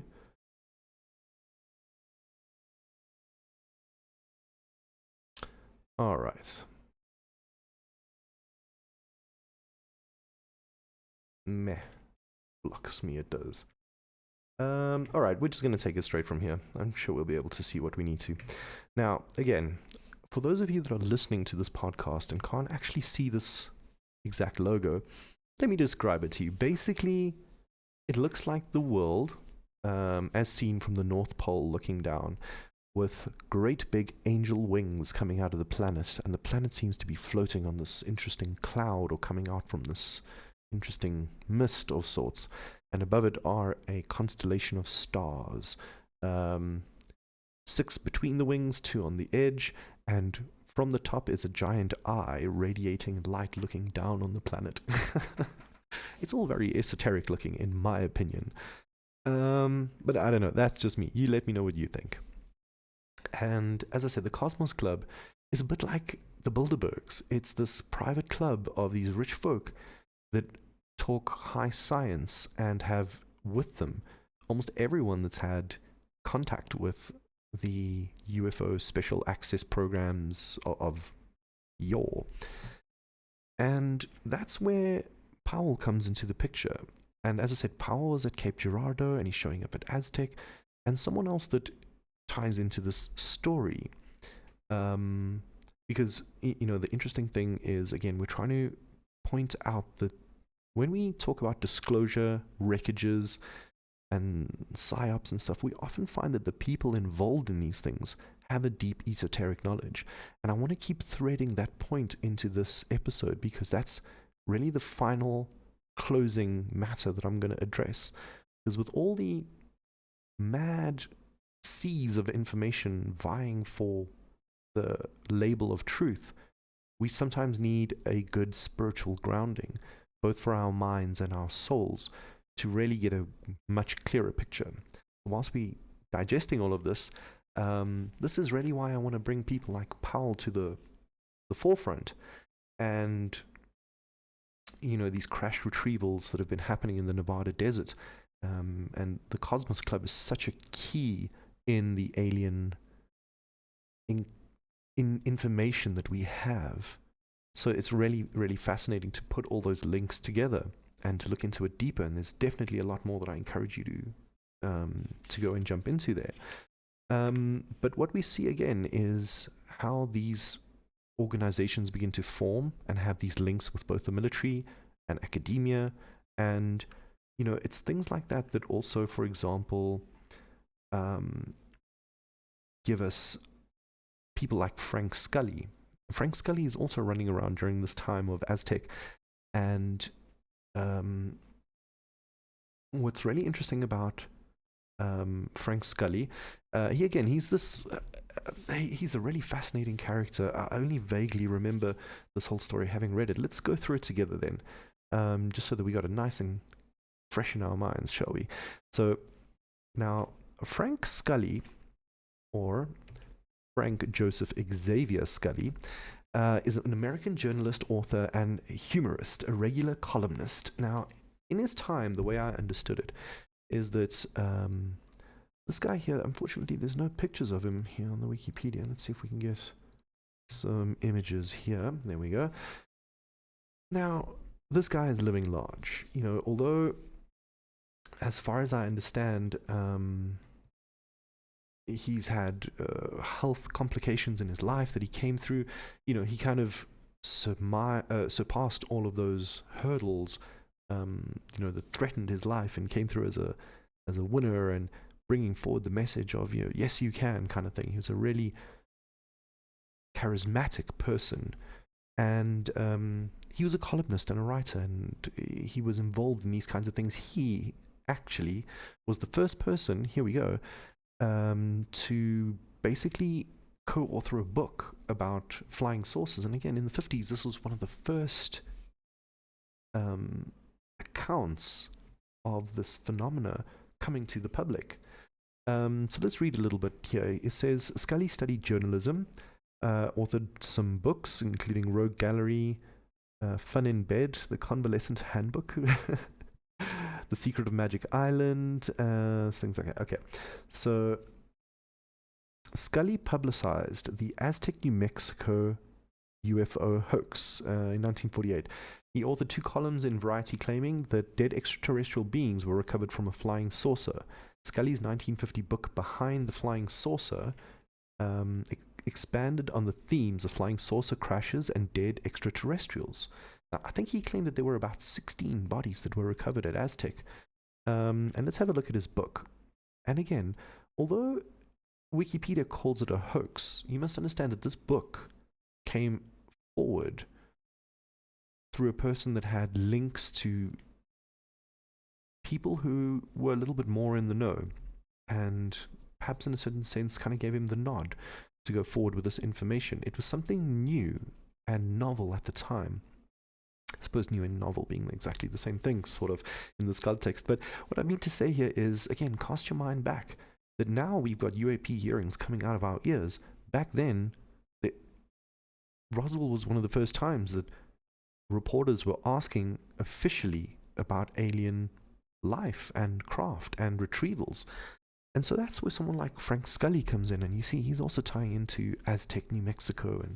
And again, although Wikipedia likes to call it a hoax, we see with many other hoaxes, there has been a grain of truth in all of them. And some of that information, although not documented, or documented in the FBI records, and then the FBI saying, oh, it was just something we didn't investigate, it still leaves some kind of a footprint, which in itself is interesting. It's not just a nothing burger that falls by the wayside. There's a history that needs to be unraveled there. And so Frank Scully, as I said, is a super interesting addition to this story and time, where early crash retrievals are being discovered in New Mexico, and he's writing about this, and he's bringing forward the first book in the 1950s talking about how alien bodies and craft were recovered, and lo and behold, where were they taken to? Wright-Patterson Air Force Base. So you see that in 2023, Avril Haines meets people of the intelligence community talking about, in my opinion, disclosure and things like that, and then Grush comes a few weeks later. At that same base, 1950s, we already had people talking about crash retrievals. So isn't that an interesting fact to note? And going a little bit further here, Frank Scully, he is also involved in mystery schools, secret societies. And in fact, I got this information from The Dark Journalist, and I highly recommend that you guys go check out David List's channel, Dark Journalist on YouTube, because a lot of the topics that we're talking about here, he goes into much further depth, and he's a professional journalist, so incredible interviews and just real groundbreaking stuff. I'm just a dude on the internet trying to square a few circles for you. But he goes deep into the story of Frank Scully, and also points out the information that he was knighted by a secret Christian organization. Let's see if I can find the name here. So he was knighted by Pope Pius VII. Anyway, that was in 1923, and by the Order of Saint Gregory the Great. So you can see already that Frank Scully is also embedded in schools of mystery and intrigue, and writing about the true mysteries of what it means to be human. Like, what is this thing about our minds and extraterrestrial visitors, and what are the mysteries of our origins, looking back to biblical times and beyond. So again, a very fascinating person to be coming around and bringing forward the first little bits of disclosure, dealing with recovered craft and 16 alien bodies, for example.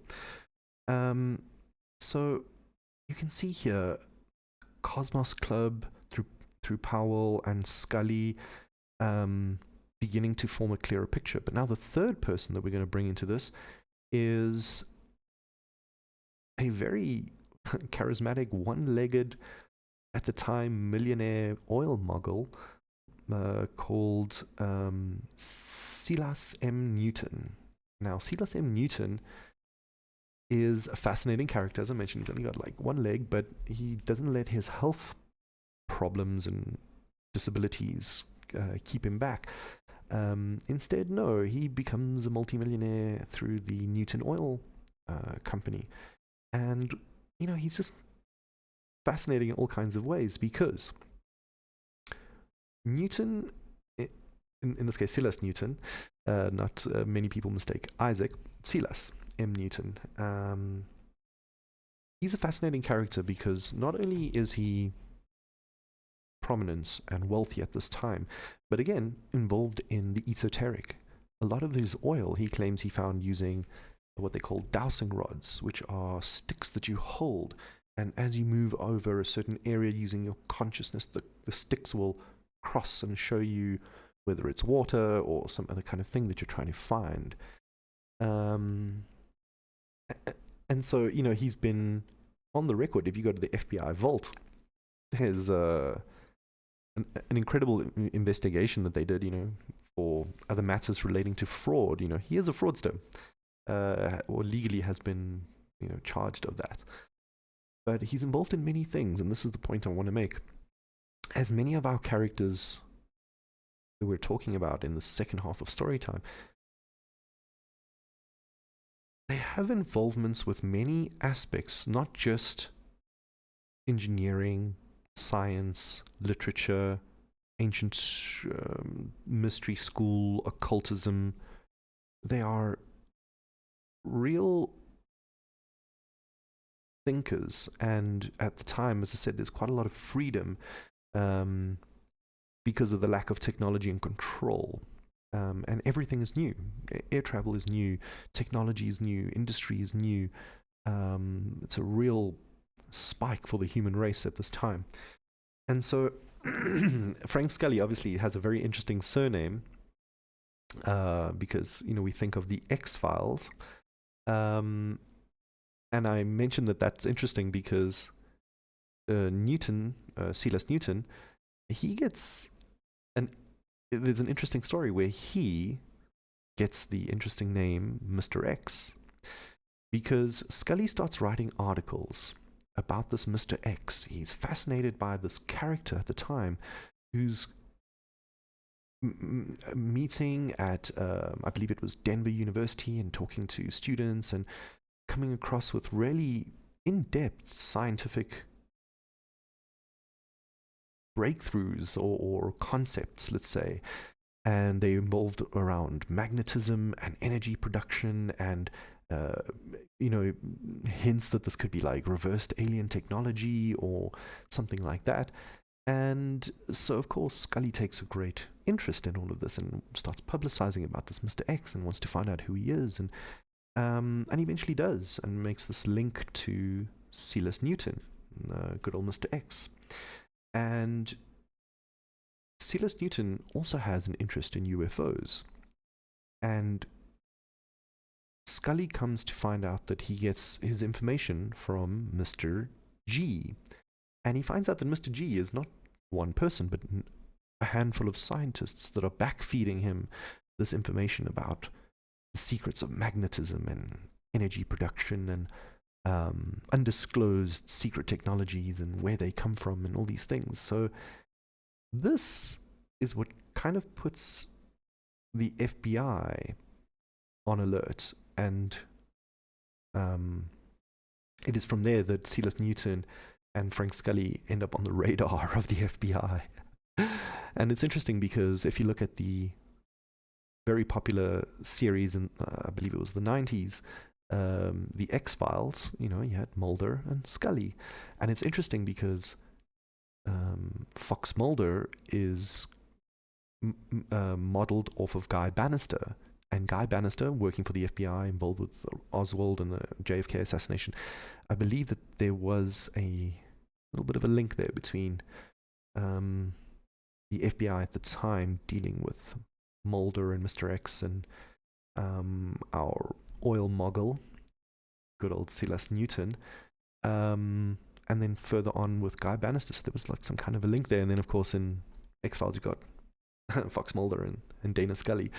So it's interesting how those concepts come back into the human psyche, to the human zeitgeist. But so I found that to be really interesting because these are the first early crash retrieval stories that we're getting. And, you know, I'm bringing this all up because even then, when the government had much tighter control over the information and the military, and there weren't all these private institutions, like organizations and companies that were also involved in the space program and the extraterrestrial retrieval stuff at the time, it seemed to be mostly just the academic institutions, Caltech, MIT, you know, those ones there.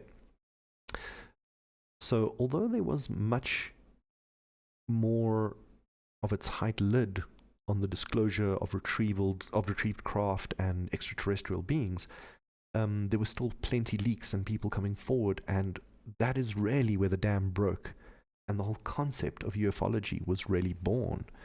So that's why I wanted to take us back to Aztec and Gerardo and Roswell and just look at these characters again, because you see they have a rotating door with not only the mystery schools, but intelligence, government, military, and they are already at a young time in the human mind, in the modern, talking about in the modern phase of history,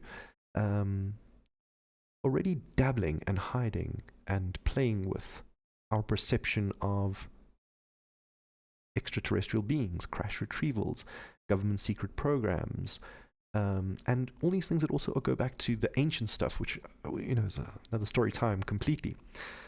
But I hope this picture's starting to become a little bit clearer for us, right? As this information begins to hype up, governments try and sweep it further and further under the rug. And instead, all they do is spar more information, because, you need 10 lies to hide one truth. And so when you uncover one lie, it's like a giant thread that as you pull it, it unravels itself. And so we see, as we've looked in many of our previous episodes in Storytime, some of the hearings that we've had, the reports, the commissions, all of these very official and high-level actions that the government and civilians have tried to take to try and figure out what is this mystery of UFOs and their fascination with our nuclear technology and us, and what does that mean for us as human beings. This is something that, looking at 1940 and 50 and a little bit before, kind of gives us an idea of who are the people we're dealing with now. Because if you think that in modern times there is anything different going on, I've got quite a tall PsyOp to sell you. Even today, the intelligence agencies are deeply involved in this rotating door of people of incredible esteem, stature, often not elected, incredibly powerful, incredibly rich, know about the technologies, it's generational information, and they are more able, as time goes by, to steal this secret program and keep it away from elected officials, government, and become a rogue force unto itself. And that is often where we see some of the deepest PsyOps, because remember, this is the point I want to make here as well, is that the UFO secret is higher, much higher, than the nuclear secrets we had of, like, say, the Manhattan Project.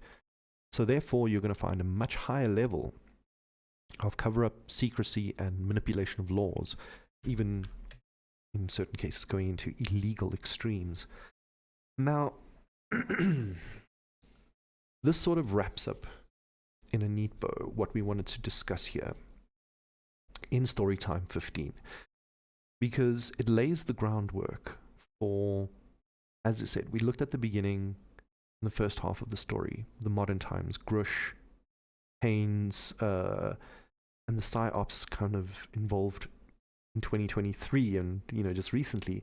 And if we bring it back to the 1940s and the early crash retrieval programs and the people that came out there, you see that this is a rerun. It's just a rebranding of something that we've seen before. And now we can be wiser to what might be truth and what might not be truth. And,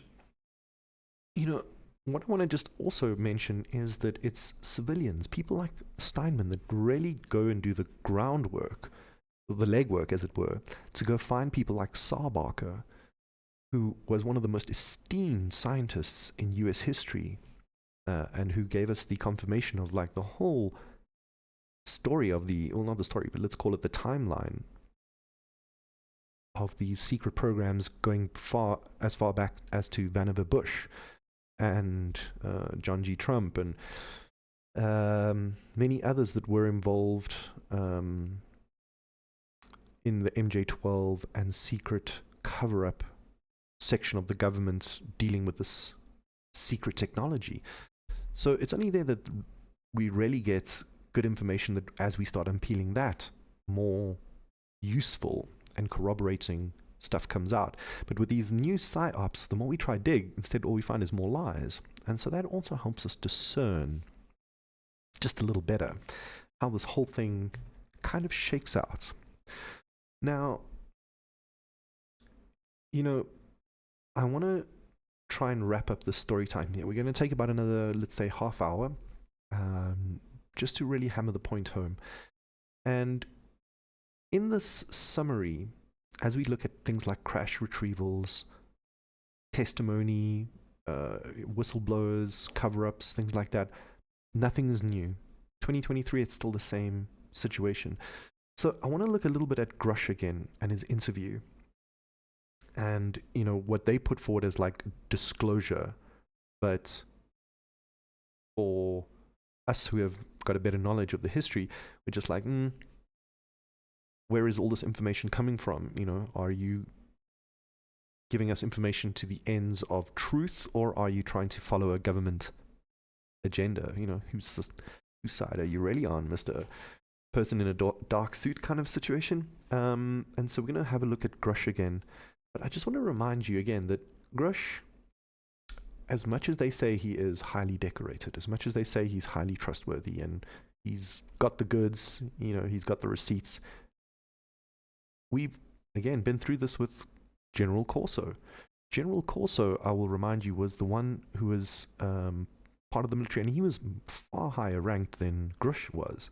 And he came forward and said, yeah, we had crash retrieval. And in fact, the occupants looked insectoid.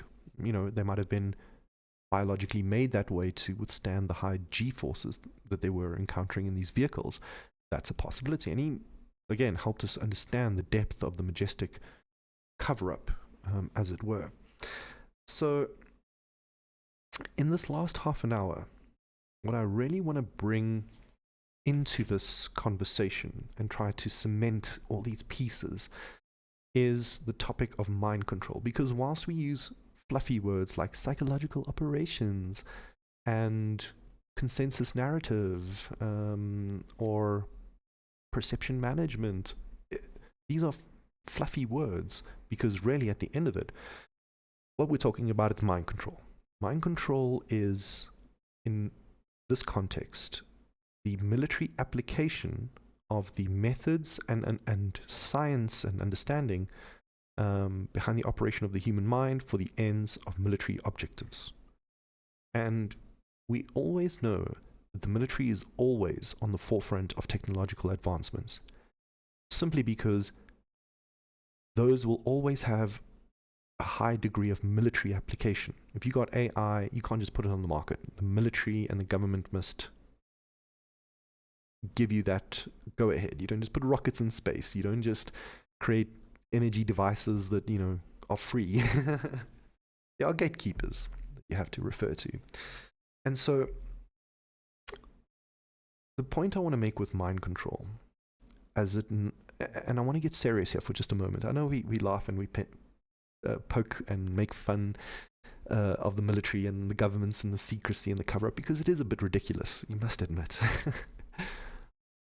But we must also remember that there is a serious nature to this whole thing, because the military is a mechanism designed to destroy very effectively. They are politics by other means. When words fail, but political objectives need to be undertaken and accomplished with a high degree of certainty and efficiency, and there's no controls of law or moral balancing, that's where the military comes in. They get things done. And if they can't use words, they use force. And that force is mighty and very direct. And that's why, you know, again, I just want to iterate how we should always be reverting to peace instead of escalation. That's a very important point to make for this day and age, 2023, with the kind of conflicts we got going on in the world. But the point I'm trying to make here is that mind control is that, although it might not be a gun in your hand, it is being treated in exactly the same way. And if you think that mind control got stuck at MK Ultra, where again many illegal things were taking place in that illegal program, let's call it up while we're chatting about it. And again, MK Ultra will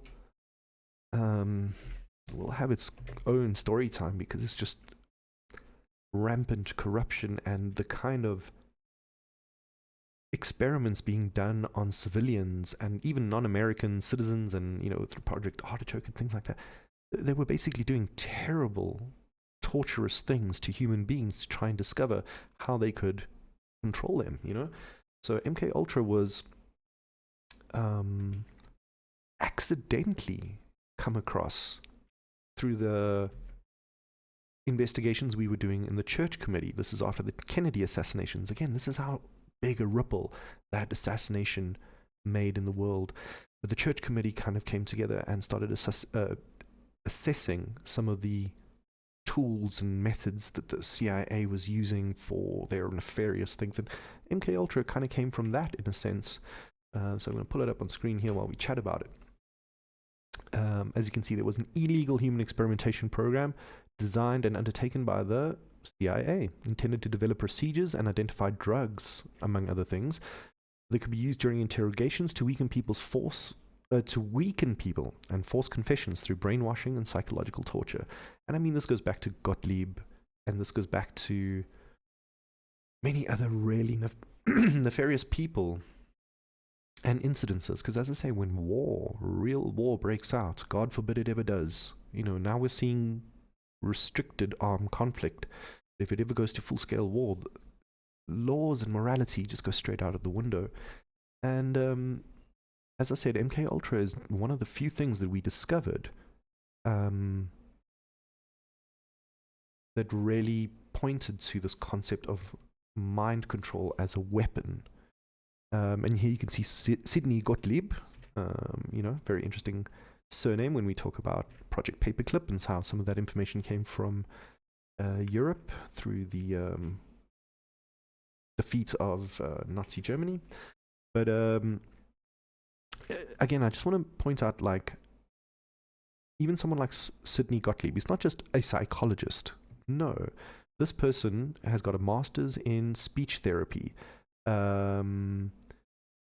was graduated from, here we go. He went to a school that offered a agricultural biology course. He wanted to attend Wisconsin in order to take a specialized course. So here we go: botany, organic chemistry, principles of dairying. Then further on, he goes to Caltech, and there he does biochemistry, studies in ascorbic acid in cowpeas and things like that. But what I'm trying to point out here is that someone like this gentleman here is not only a renowned scientist, but he is very well versed in psychology, linguistics, I think I said biology, but chemistry as well. And you can see here, he was also, Gottlieb had his first day of work at the CIA under Dulles, had founded and run a bio-warfare program at Fort Detrick, had kept Gottlieb in his orbit, so this was Ira Baldwin, and here we go.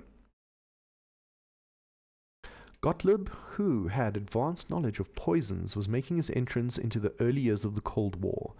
In the years of World War II, American paranoia about the infiltration of the communist ideology whipped the country into nationalistic fervor to protect American culture and political dominance. So this contributed to the CIA rapidly expanding its experimental methods and tactics for the next 2 decades, in a way to try and break down and rebuild the mind so as to work in the favor, of the intelligence agencies. And for those of you that have never seen the old movie, I believe it's called The Manchurian Candidate, that's what it's talking about there. It's basically a story of a man who had his brainwashed by the CIA and was going to meet a foreign head of state. And when he got a sound trigger, I think it was a song or something, he was to go into this unconscious hypnotic state and perform this assassination. And, Zoolander, I suppose, made fun of that as well. Relax, don't do it. And then he would go into ninja assassin mode. That is making very fun light of some very serious illegal projects like Project Bluebird, which also referred to as Operation Artichoke, was developed and enacted by the United States CIA for the purpose of researching advanced methods of interrogation. These people used everything: LSD, scopolamine, morphine, ecstasy, anything they could get their hands on. I suppose ecstasy wasn't around at this time in the 1950s, but other kind of methamphetamines. And all of this was to physically attack the mind through chemistry and stuff like that. At first, the first level is information warfare, what you're reading, what you're seeing, what you can have access to on the internet. The next is a chemical warfare. So we can see this in its most advanced form in terms of interrogations, truth serums, and things like that. Or, things like scopolamine that makes your heart go crazy, and then it feels like it's going to explode, and then, hopefully you speak the truth. It's also dissociative, so you might not completely understand what you're saying and all kinds of things like that. And they did terrible things. MKUltra was just one of the many umbrella programs of mind control. This is the point I'm trying to make. And this is deeply tied into psychological operations. So psychological operations sounds like the nice little technical term you'd read in a manual, but it's full-on mind control, and it's weaponized mind control. This is the point I'm trying to make here.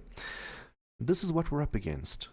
When we're fed information from people like Grush and Elizondo and others, this is what we need to take with a huge pinch of salt. And the same kind of alertness can be applied to geopolitics as well, because that also has, as we mentioned at the beginning of this program, there is much truth just being weaponized to try and divert our attention away from whatever they want onto topics that they do want us to think about.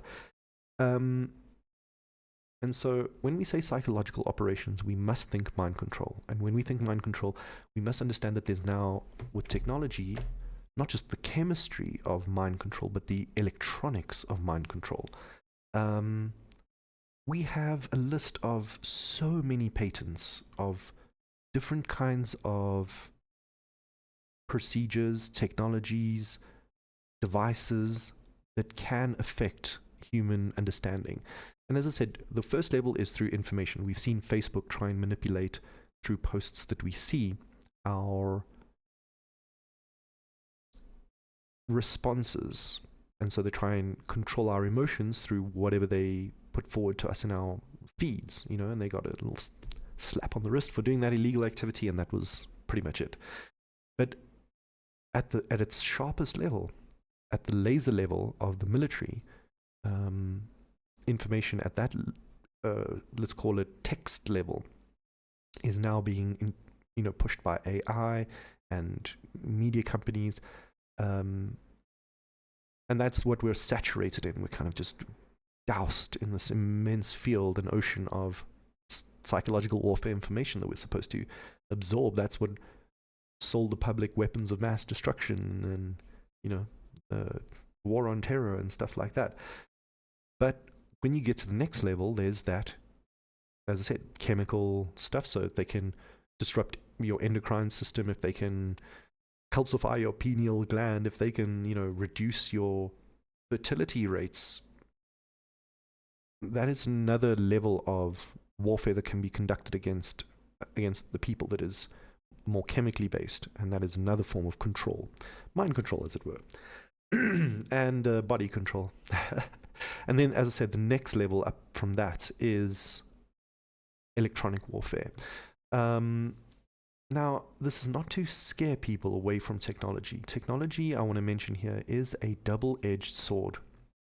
It is, it's like a hammer. If you use it well, good things will come from it. You'll build a house, you'll build a church, you'll build a state building, whatever the case is.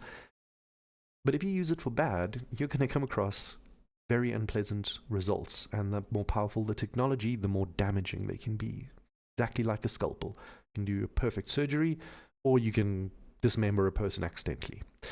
And so when we talk about like electronic mind control, let me just pull up this document here, which is a collection done by the internet and various forums of directed energy weapons. And again, this is not to freak us out. I'm just trying to lay out, when we talk about psychological operations, we're not just talking about like misinformation about the truth about aliens. It's bigger than that. It's part of the same thing. And as we tie up StoryTime 15, this is why I'm going to ground us with some spiritual guidance. This is the whole point. The battle is your mind. So here we have just a long list of US patents. And what I want to try and bring your attention to here might be a little bit small for some of you. Let's try and make this full screen if we can. Yep. Right, so the columns I'd like you to pay attention to is not only the description, but also look at the original assignee. In other words, this is usually who the technology is assigned to. Okay, so as a quick look, you'll kind of see there Rolls-Royce, Sony, Lockheed Martin, Universities of Michigan, and Raytheon. Again, just a long list of universities and very big corporations and people of really great academic ability in this case here. The other interesting column that I just want to point out here is the frequency range. This is the range of these electronic devices that they're trying to operate on. As you can see, some of them actually go quite low, and we know that these low waves often deal with brain because the brain has a overall harmonic frequency of about 4 hertz, if I'm not mistaken. It's very close to the Schumann resonance and things like that.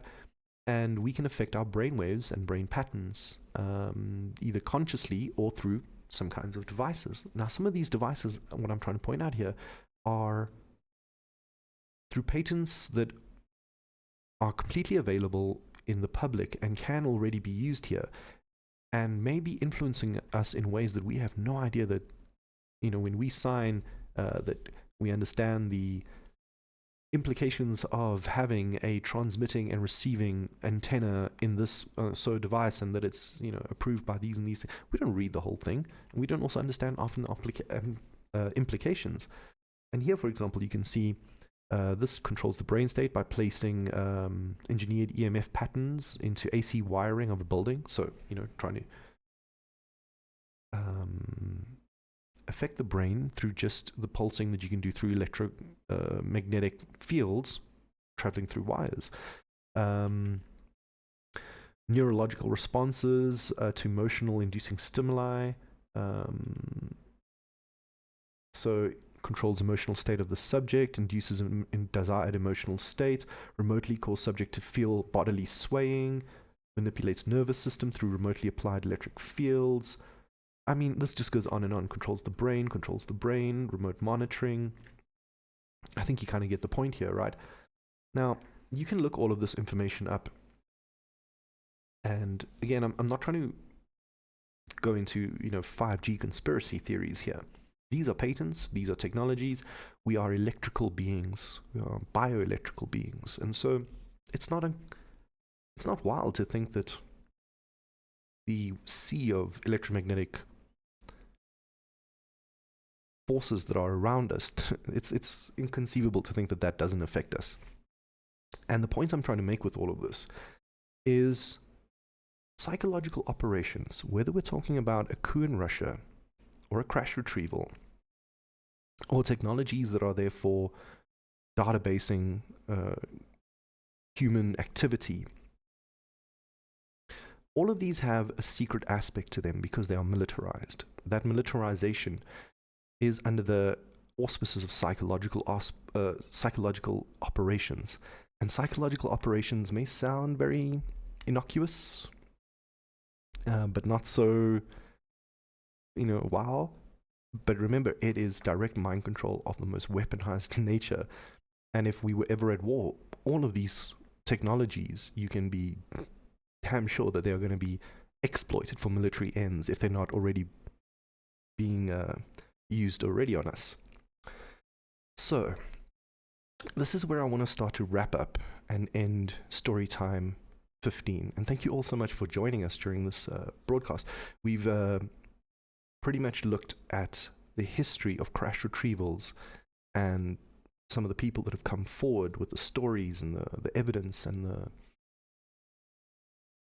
reports, the committees, and just all the activity around trying to bring disclosure, and how much of that disclosure was known and hidden by governments and militaries, and how when we come to 2023, we're back on the same square as we were in 1940. Except what's different this time, we're a little bit wiser. History has informed us. And although their technologies have gotten much better, and the ability to control minds and whole populations through surveillance, databasing, and various other levels of psychological operations, we are a bit more wiser to the whole thing and have a great number of tools at our disposal that we didn't have before. One of the tools that have really been with us for the longest time have basically been the tenets and principles that have come through some of the wisest humans throughout our history. I want to bring this up because, you know, we really dealt with some difficult topics, in the sense that they are so big that we wonder, how can we actually make any kind of an effect on them? But they're having such a big effect on us. What do we do? Is all lost? Definitely not. And this is basically what I want to say, is that throughout history, we have always had challenges to our notions of reality. Whether you are talking about biblical times of miracles and angels in the sky and visions, prophecies, whether you're talking about, as I said, ancient times or current times, we've always been challenged as humans because the mystery of our reality is far bigger than our understanding. And so it's a battle to try and really get into the correct direction for truth, and to also be able to record it and understand it. And so many humans have dealt with this problem long before us, and what they've given us through religion, mystery school, moral codes, and cultural understanding is really, I think, the most important thing to kind of keep with us during these tumultuous and very off-the-charts kind of PsyOp-y situations and kind of media worlds that we find ourselves in. This really is like a clown world of sorts, a great big theater of smoke and mirrors. And what we need to really ground ourselves is one thing. Remembering that really the reason that this is happening to you is because you are important. You are valuable.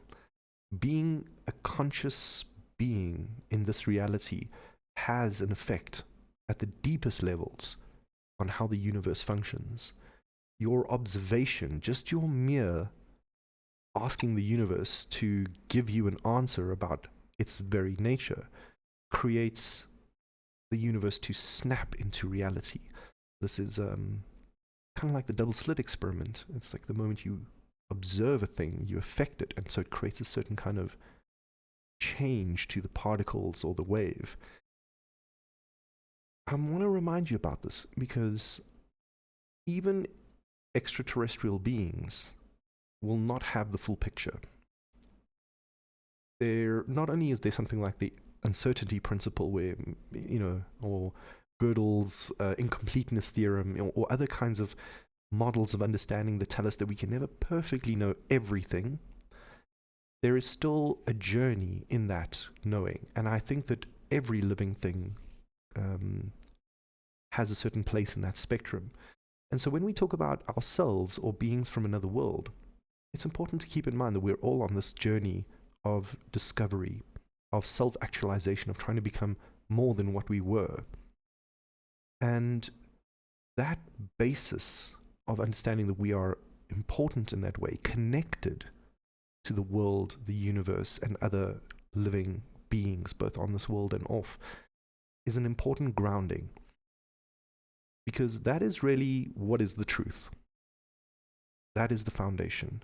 Anything above that shakes the tree a little bit. But if your root is deep, whenever they put forward David Grush, or any other thing, if you feel a spiritual and psychological centeredness about being connected to this universe, knowing that you have a fundamental miracle just being here, then you realize that that's the reason that they're attacking you. That's the reason that they're misinforming you. That's the reason that they're keeping you from the true origin stories of where humans come from and what channels guide our future. It's because if you knew, you have this great power to affect the world. That's why they need all these mechanisms of control. And that's why when you feel that dizzying sucking in of social media into the news, into the, allegations and the supposed reports of unconfirmed this and that, and don't get sucked into it. Observe it, put it aside, take what you need from it, but just remember that even if the world ended tomorrow, if your feet are well planted on the ground, you will have a much fuller experience no matter what the universe brings to you.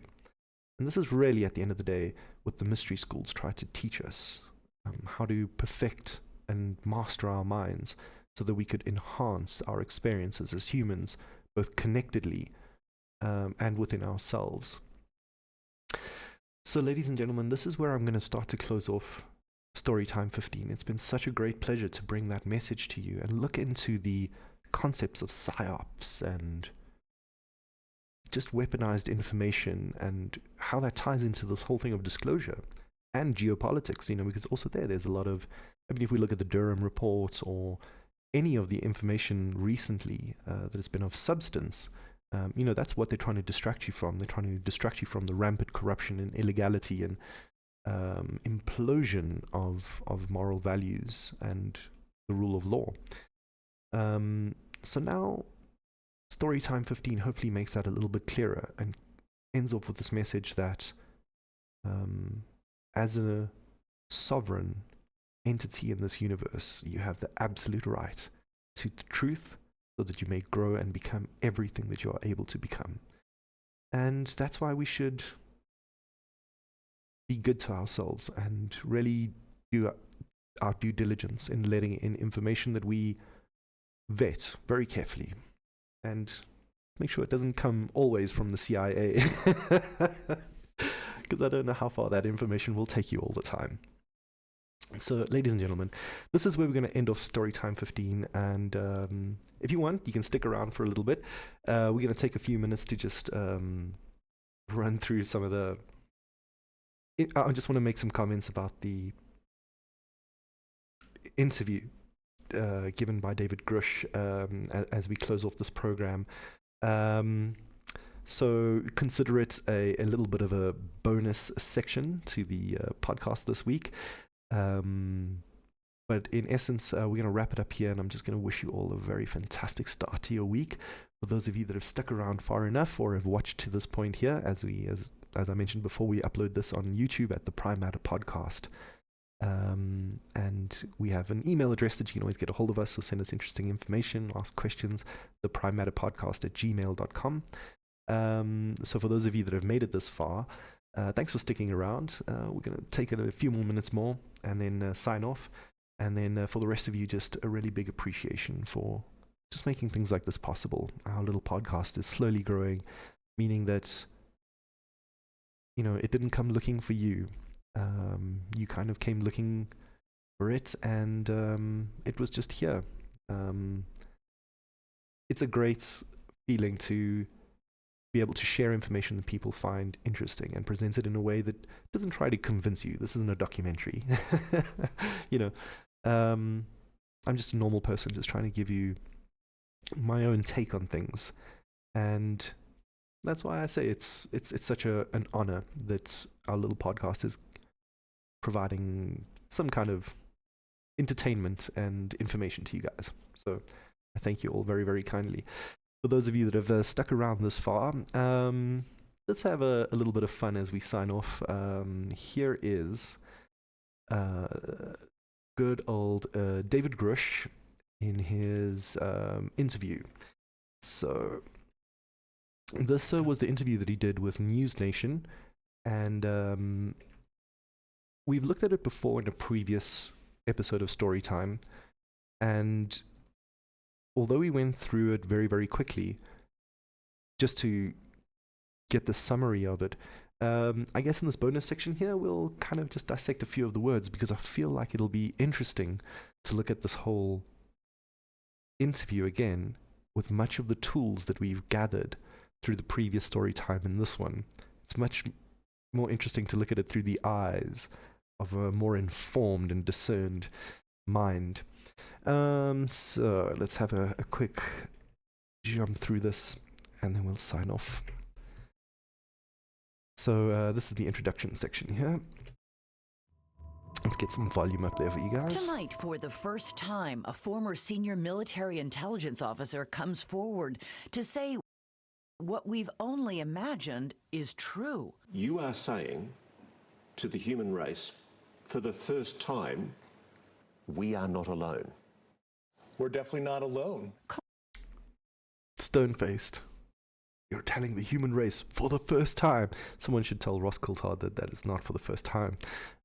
Referencing to Corso or any of the other great people from the military and politics that have come out. Claims that our government has proof of alien life. We have spacecraft from another species. We do, yeah. How many? Quite a number. Some are landed, some are crashed. Quite a number. You know, some have landed, some have crashed. And Roskilde was like, how many? Like, what are you talking about? Are you nuts? This is information that changes the whole history book of humankind. And being very nonchalant. Allegations of a secret government program that is... Which secret government program? Which of the many, you know? Because again, Grush has come forward saying, oh, we know the names of the program retrievals, retrieval programs. Well, what are they? You know, let's hear it. Let's see if we can corroborate that information.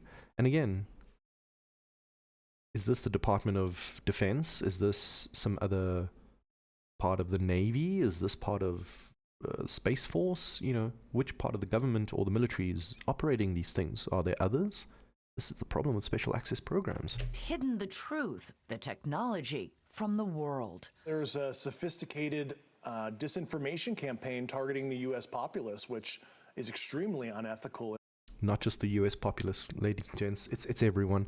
Whether you're in the Five Eyes country, whether you're in a Five Eye country like Britain, New Zealand, Canada, America, Australia, or in the rest of the Western world, or in Asia, or any part. This isn't only limited to America, and specifically the lies and obfuscation from governments and officials. And immoral, and it's totally frightening. From Ross... Totally frightening. I mean, a person who's totally frightened doesn't talk that way. This is a good picture of Jesse Marcel here. We went through this earlier. Day. This is Go Fast, which we recently discovered through the NASA interviews wasn't actually going that fast, 40 miles per hour, lol. Winds 120 miles from the west. There are non-prosaic cases, 100% unexplainable. I mean, this is like tangible technical craft they're seeing. Is this decorated officer a liar? Why should we believe you? A fool? Is it possible that you're deluding yourself? Or a hero? I'm a patriot. Or a hero, you know? Like Lou Elizondo, it's like, you a hero or a legend? People like throwing these lowball questions instead of just saying, how long have you been working against keeping this information from the American public? Or do you still, you know, have all your clearances? Do you still take a paycheck from the government if asked by your handlers to misinform for some military end? Would you lie to the public? And I believe the answers to those are always yes, if they're honest. And I believe the truth to power in this. We're talking about the biggest secret in human history. Biggest secret in human history. Very true. As I said, this is far above the nuclear program because energy is the center of many technologies. If you have access to clean, effective, powerful energy, from that, technologies will easily come because you have an expenditure of the only other component then you need is just time and slow gradual progress, and eventually that will, if you don't have energy, you can't really advance as a technological species. So let's get into this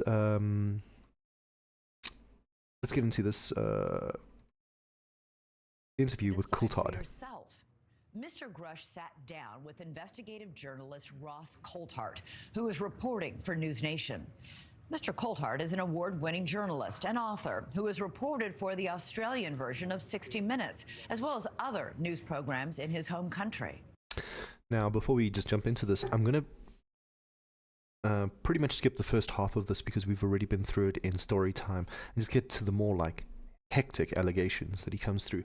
But what I want to just point out here as well is, we mentioned in that episode, previous, I think it was 13 of StoryTime, that when a whistleblower comes forward, as we saw also with the people in the Greer panel, when they come forward, they are scared, they are emotional, and they are doing this because they either love their country or have some really life-changing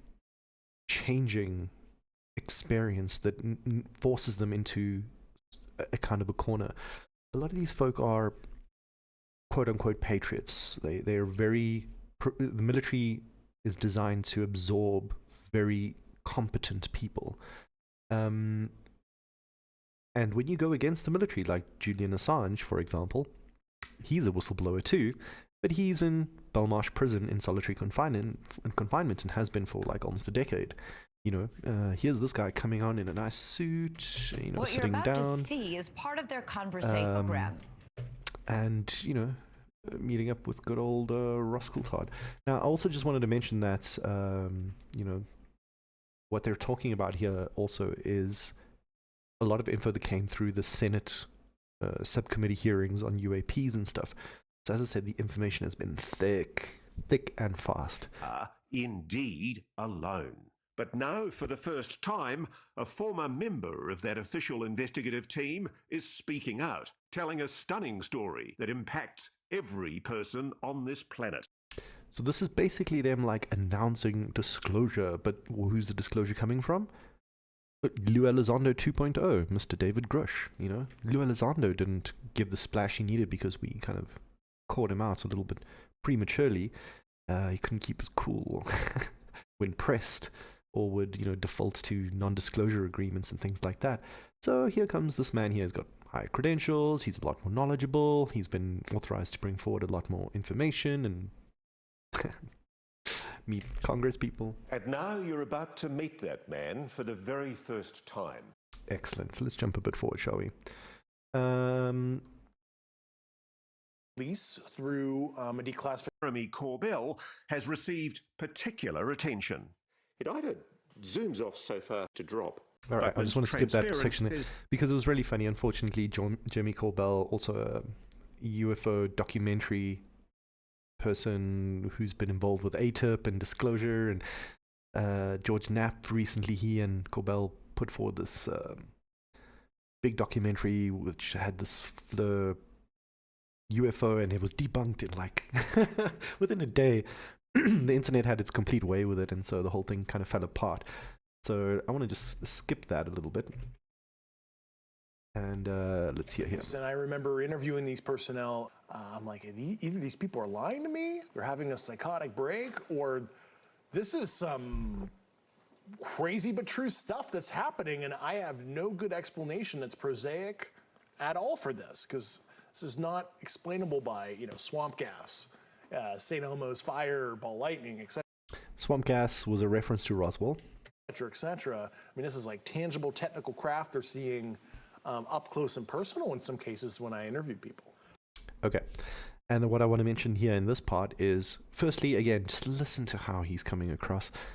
It's like, whoa, yes, you know, I've spoken to people that, oh, this is life-changing and such important information.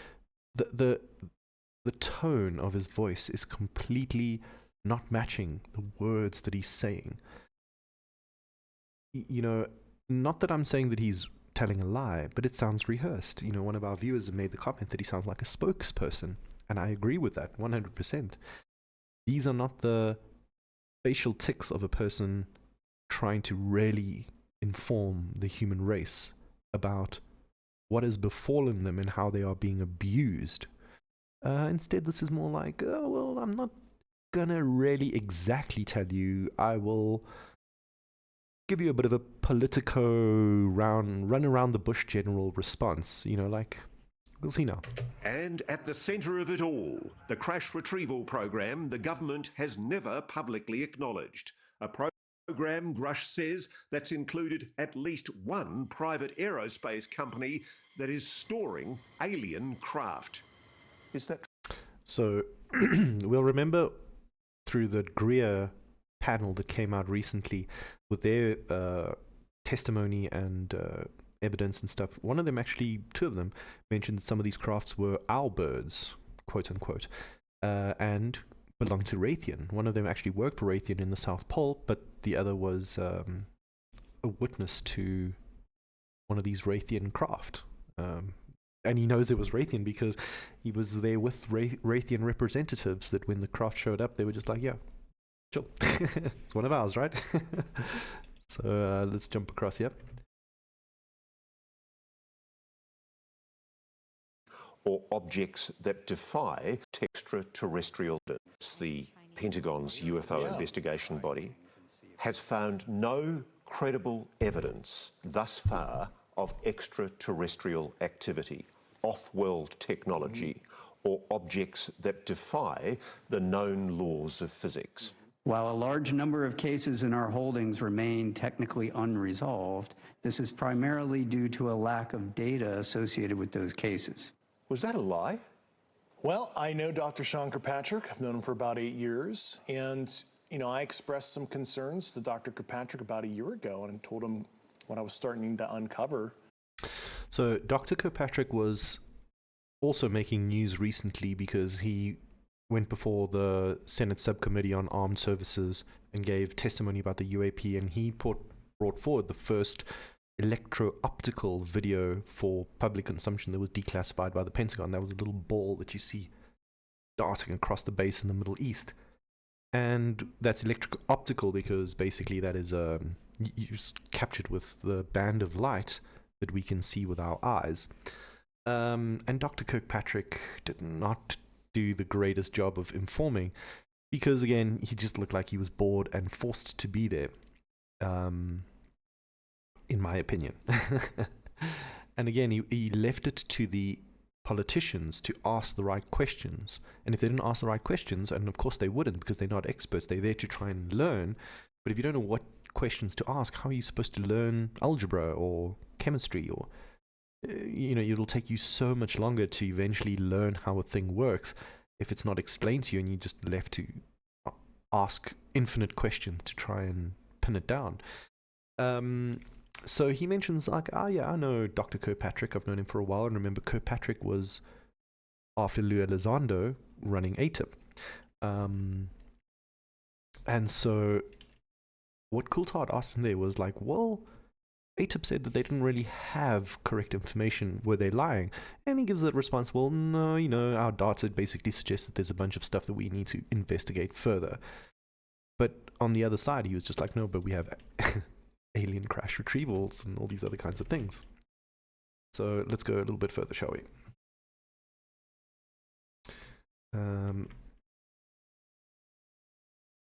Unethical. The problem you've got is there have been categorical denials from high-level officials in the US government, even presidents, that what you're saying is true.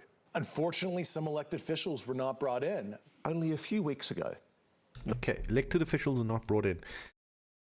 Unfortunately, he says, but hold the phone there. What you're basically saying is that you've got programs that have absolutely zero oversight. That's another reason why many people believe in a rogue breakaway part of the government. It's because even the president can sometimes not have access to these even elected officials like the president cannot have access to these unacknowledged special access programs. It's unconstitutional and really opens a Pandora's box for illegal activity because there's no law there, there's no government there, there's no it's a breakaway section of something that is not within any kind of constraint. It's running rampant. 19th of April, the head of the Pentagon's UAP investigations program, Dr. Sean Kirkpatrick, told Congress AARO, that's the Pentagon's UFO investigation body, has found no credible evidence. And then I want to just bring it forward here. Possibly misleading the American public. Do you think the American public is being lied to?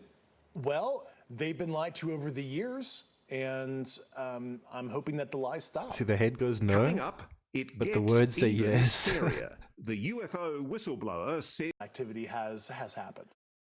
are beings being hurt or killed by a non-human intelligence. And guess who they might be working with? To us. I've been told that there have been attempts to bring down craft, that we've acted offensively against non-human craft. There have been Offensively. instances, and there are certain techniques. Have human beings been... Stop there. We've mentioned this before, and I need to just stress this again. Coulthard asked him, have we shot any of these beings down? Defensively, offensively, whatever the case is, it doesn't matter. Fact is, if you encounter another living organism and the first thing you do is apply violence, what judgment must that organism make on your kind? That's my question. If we were to be subjugated by these alien races, they have such advanced technology, I believe they would have done that by now, long ago. So, why are we being so aggressive to them? Because we want their technology is what I believe. been hurt or killed by a non-human intelligence? While I can't get into the specifics because that would reveal certain U.S. classified operations, So that's a yes. I was briefed by a few individuals on the program that That means I'm feeding you information not from myself, but from third, fourth parties. there were malevolent events like that. Malevolent events. When he says malevolent events, he's hiding the fact that, according to him, we have the US government, that is, has on record conflict that has resulted in the death of not only extraterrestrial beings, but of humans by the hands of extraterrestrials. In our last episode of Storytime, we were talking very specifically about exopolitics.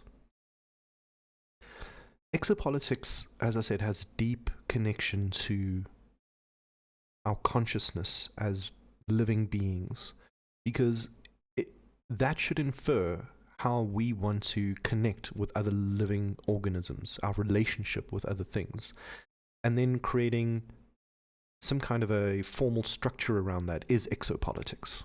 And it's something that we're not considering here because we haven't even got our internal politics in check. And this alien phenomenon is very new to many people. So, we're not even thinking about our relationship with other beings. But this is why part of the PsyOp is, they're blasting you with such hectic information that if you're not wise to the deeper message below it, it's going to be a very slow integration in your mind. Whereas things like Storytime, focusing these topics a little bit more clearly for you. When a person says something like, oh yeah, well, this could have happened before, hold the horses. What are you saying? What laws do we have to deal with this? Why haven't we had that public discussion? What have the families been told about these people that have been, I don't know, ended by some kind of off-world intelligence? All these questions come out, and we shouldn't be gaslit into just thinking like, oh, well, I'm sure they're sorting it out. I don't buy that so much. Let's move forward. Now I'm scared. People have just Now I'm scared. heard you say non-humans may well have murdered human beings. That seems to be the case. Yeah, funny. That just, seems to... I'm not going to say that's the case, but that's what it appears to be, so I'm going to say it seems that way. Humans getting murdered by extraterrestrial beings, like what you going to do? I mean, give me a break. Give me a break. Anyways, I'm glad that we're attacking this towards the end of this episode of StoryTime 15, because again, when we look at how we've been gaslit in the past through other forms of disclosure about crash retrievals and alien beings, and when we look at that story, it seems like we're the more aggressive and maleficent just after the technology, and that's why we're hiding it from the public. Remember I said in last Storytime as well, they're not interested if we believe in aliens or not.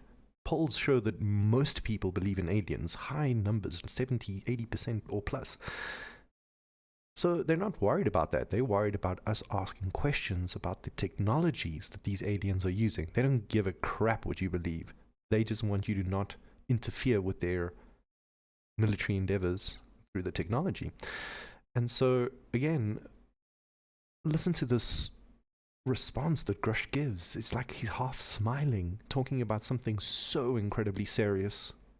As I said, if we were truly conscious of what is being said to us here, even if it's not true, we wouldn't let this man leave that room until we had better understanding about like these huge allegations he was making. Like, you can't just come and inform the world that our history books are all wrong and we have to rethink our position in the universe amongst other beings, and just be like, oh yeah, it appears to be that way. Yes, yeah. Don't buy it. At one point, yeah. And there's more. Grush says the United States is not the only country that's encountered NHI and their technology. He says our geopolitical rivals have their own crash retrieval program. And here it comes. One of the great pains that we've gone through in Storytime is to keep pointing out to you the people trying to give you truth and disclosure and claim that they are the real authorities that are able to do that are the very ones that are the hammer that sees every problem just like a nail. And so it's not like, oh, how do we share this technology and try and end global warming and energy crisis and you know, advance humanity and create peace with our enemies and allies. No, it's like we don't want the people that look different from us and have other belief systems and politics to, you know, interfere with our little control program. So this is all a threat. They try, you know, the aliens are a threat, our adversaries are a threat, and you know, therefore we need the highest levels of secrecy and we need the highest levels of military application to this program. And you know, when we went to go perform anthropological studies of other cultures and races that had not been met by other civilized parts of the world, we didn't just go there with guns. We came cautiously with gifts, respecting their view of the world.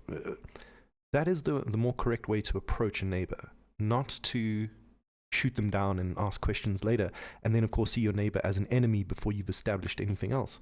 Let's go a little bit further, shall we? Which they are also secretly exploiting for military purposes. We're in a competition with their adversaries to understand this, and it's a multi-decade Cold War that has been under our nose for so long, and you know, there is no good way to level the playing field and hold other nation states accountable if they're doing unethical or illicit activity as it relates to this subject. And I think the obtuse secrecy is actually putting us in a very dangerous position where a country might make a breakthrough. Let's say it's an adversary of ours, and it is so destabilizing. You say there's been a Cold War behind the scenes with Russia and China. There has been a Cold War with our peer adversaries, yeah. Why hasn't Russia or China come out and spoken publicly about this? I think they're in a similar, pickle as us, where it's they understand maybe some of the socioeconomic destabilization factors in there's own society. But if there's not, so what I want to just point out here is that he's literally talking about UFO disclosure. Not just any kind of like technology being spoken about. And he's asking also, why haven't China and Russia said anything? His answer is, well, maybe they understand the implications or things like that. But again, much of the answer is often that there is a military application to the knowledge. Therefore, because it's national security, it gets hidden because you don't want to display your cards, your hand to the enemy. And so you keep your highest military factors and multipliers to yourself until you need them. Because often these things you can, once they're out, like the F-117 Nighthawk or the U-2 spy plane, once these technologies are are out and the enemy is aware of them, you can't put that genie back in the box. And so that's why the secrecy is kept and that pressure builds. Let's move forward, shall we? Non-human intelligence is so advanced, and at least some of them are malevolent, why haven't they destroyed us already? Perhaps some fragile yet combustible détente has been reached. Grush has written an internal document about his discoveries that refers to agreements that risk putting our future in jeopardy. And it's quite clear that you're talking about agreements between America and non-human intelligences. Have we made agreements with non-human intelligences? That's the kind of information I really hope national leadership is able to get to the bottom of. Okay, again, hold the phone there. So, in this case, I actually respect his answer. He says, I hope that's something that leadership can bring a little bit more clarity to. But goodness gracious, what he's actually saying here is that there is a dislocation between who is running this secret operation and the states of the world, the governments of the world, the people of the world. And let's just hear a little bit more. I need to pin you down on this. Are there agreements between non-human intelligences and the American government? Okay. And so then he presses further and asks Grush, if the public don't know about what these secret groups of people are doing, and they are the groups of people, that is, are fully aware of the alien presence, the technology, and such, have they had contact with these aliens? And if so, if we can understand each other and we've had a long-standing history with them, are there agreements? And remember, we looked at a few whistleblowers like Chaim Eshed of Israel, who claims that America has secret space programs, has made treaties like the Grenada Treaty and others.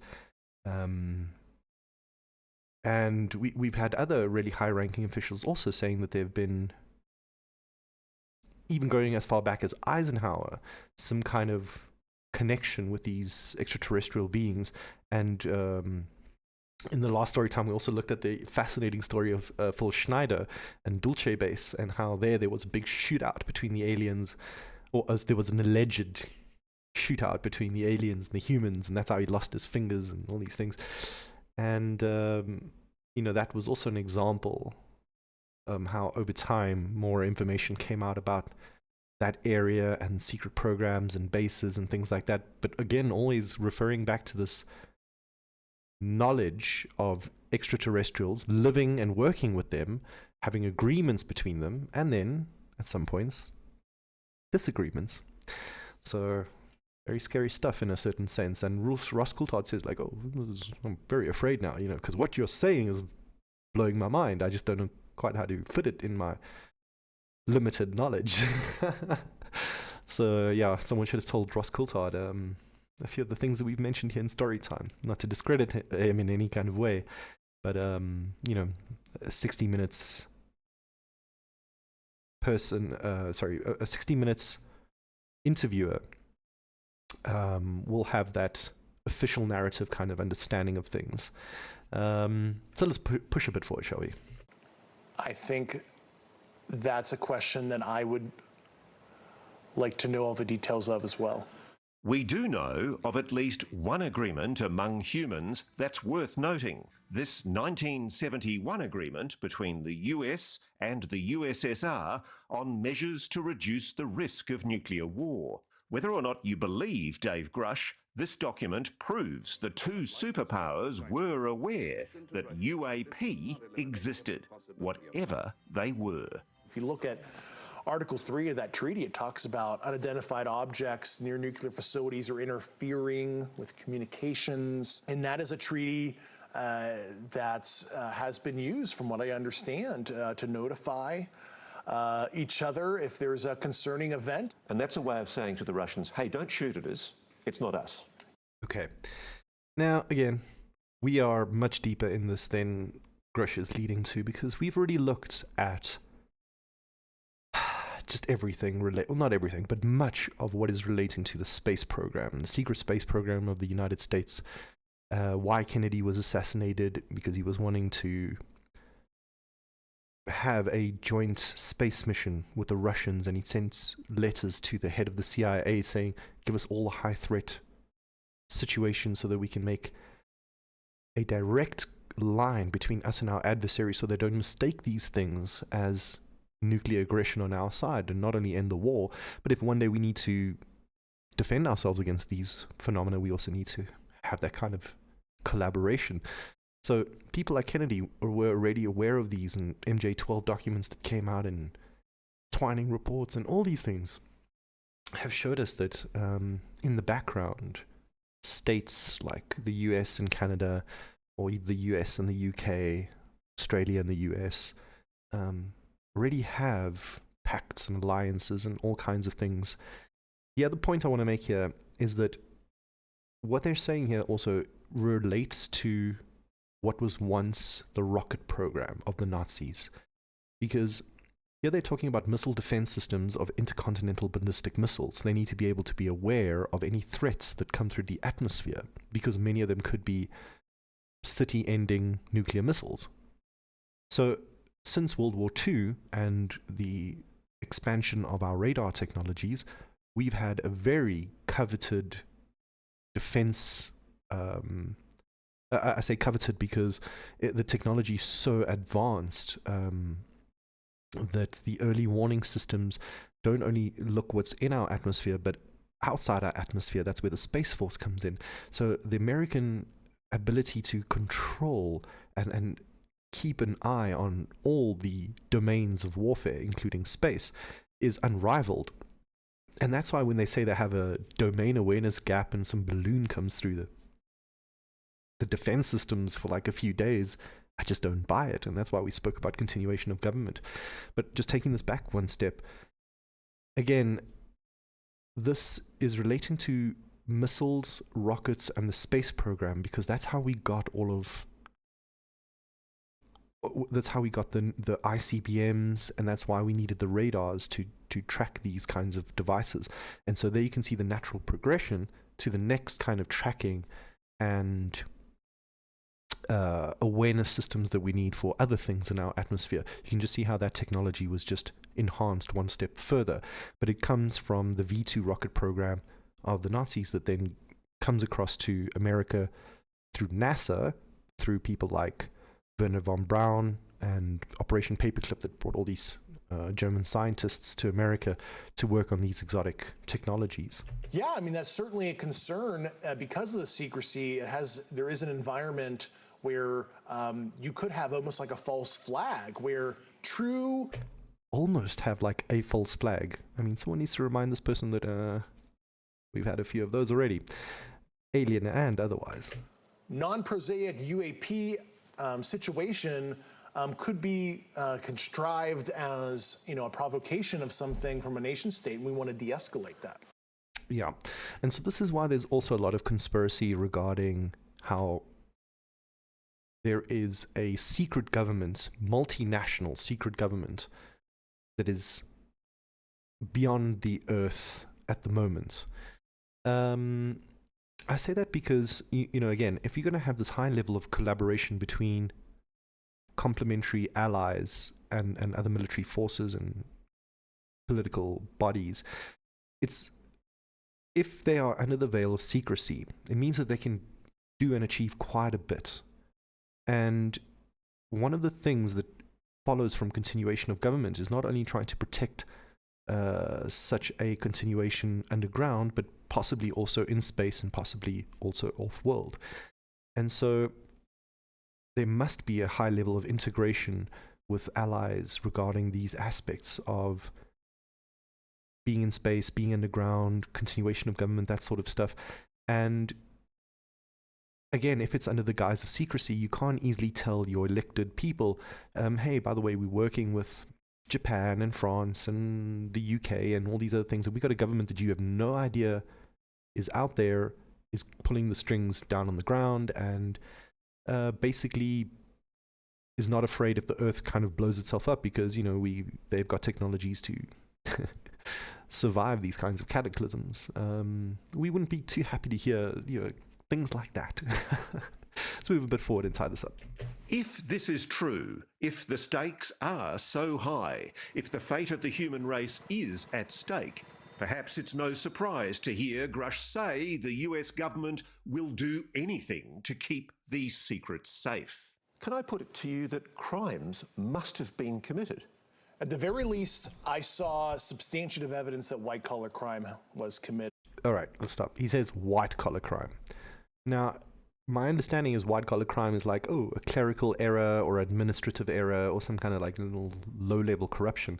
But what Coulthard is asking him is there illegality going on here with these programs that make these entities and groups and secret individuals able to perform illegal countermeasures against anyone kind of threatening them or their secret? People being killed to protect this secret? Based on the people I talked to, that was an ongoing concern. So again, the head says yes, but the words say it's an ongoing concern. In other words, I'm not going to say yes or no either way. It's a concern. Yeah, unfortunately, I've heard some really un-American things I don't want to repeat right now. I've heard some un-American things. Where is the evidence? So you have a strong suspicion that people have been murdered to protect the secret? Over the years, yeah. So not now. Now we're squeaky clean. But over the years, I've heard things. And you know, we've got lots of stories of people that fly out of windows or end up hanging from electrical cords with shotgun shots. Or even in the case of Saalbacher, I mean, we mentioned him earlier. Let me mention it this way. When the movie came out about the information that Steinman got from Saalbacher, that year, Saalbacher found some kind of a gel on the handle of his car door. And he kind of mentioned to his son in a phone call, you know, I found something on this weird gel on my car door. I didn't really notice it, but I touched it and I'm feeling completely ill now. I think I've been poisoned. I'm going to get myself to the hospital. And that was the last of Saalbacher. And remember, he was the one that gave us the whole track of the UFO file from Vannevar Bush, always going forward with, you know, all the members of the MJ-12 stuff. So look at the smile on his face. We're talking about the government extrajudicially executing people who get too close to the story. As I said, there's different levels of control. And when they eventually cannot deal with this on a non-physical level, they get physical. And if they can't destroy you, your personality and your credibility and your family and all these other things, if they can't jail you, there are other ways and means, and fate's worse than death. And look at that smug face when he says that sort of thing. Coming up, a reality check. Okay. But I think we're going to leave it there. Because those are really some mind-blowing topics that Grush put forward. And we have now touched on the third hour of this episode. So it's really, I think, a good point to kind of take all the information and just kind of sit with it for some time, at least a week until our next episode.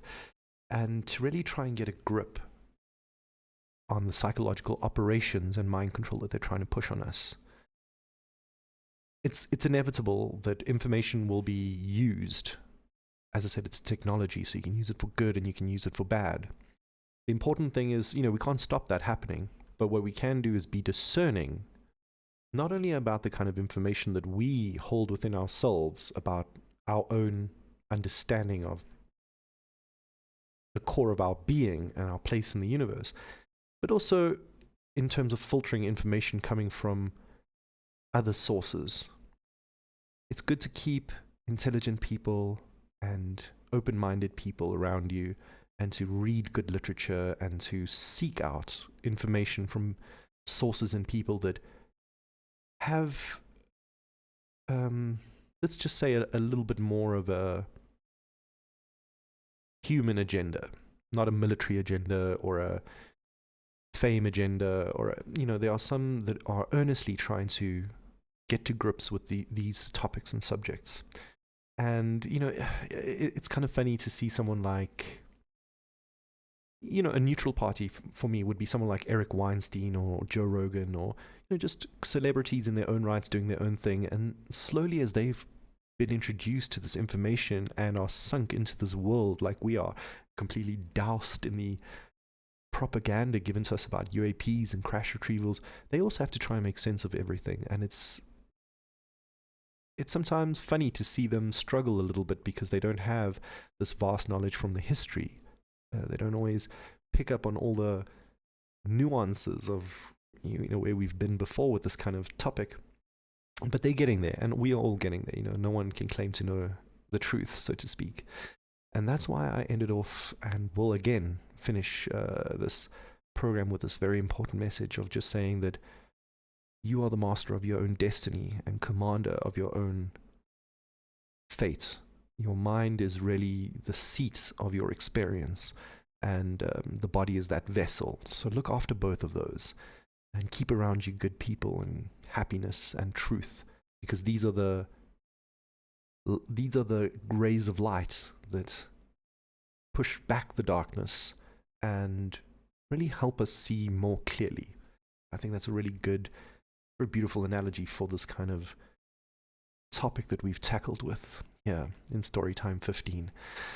So as you proceed through your week of incredible off-the-charts PsyOps just happening every single day, as Elon posted in his Twitter, every day you wake up and there's a new PsyOp, whether it's geopolitics or whether it's dealing with the UAP thing, or whether it's dealing with your own mind and your perception about reality, keep yourself grounded and take that information for what it's worth, knowing first and foremost that you are an complete and total universe of amazing miracle unto yourself and to all living things.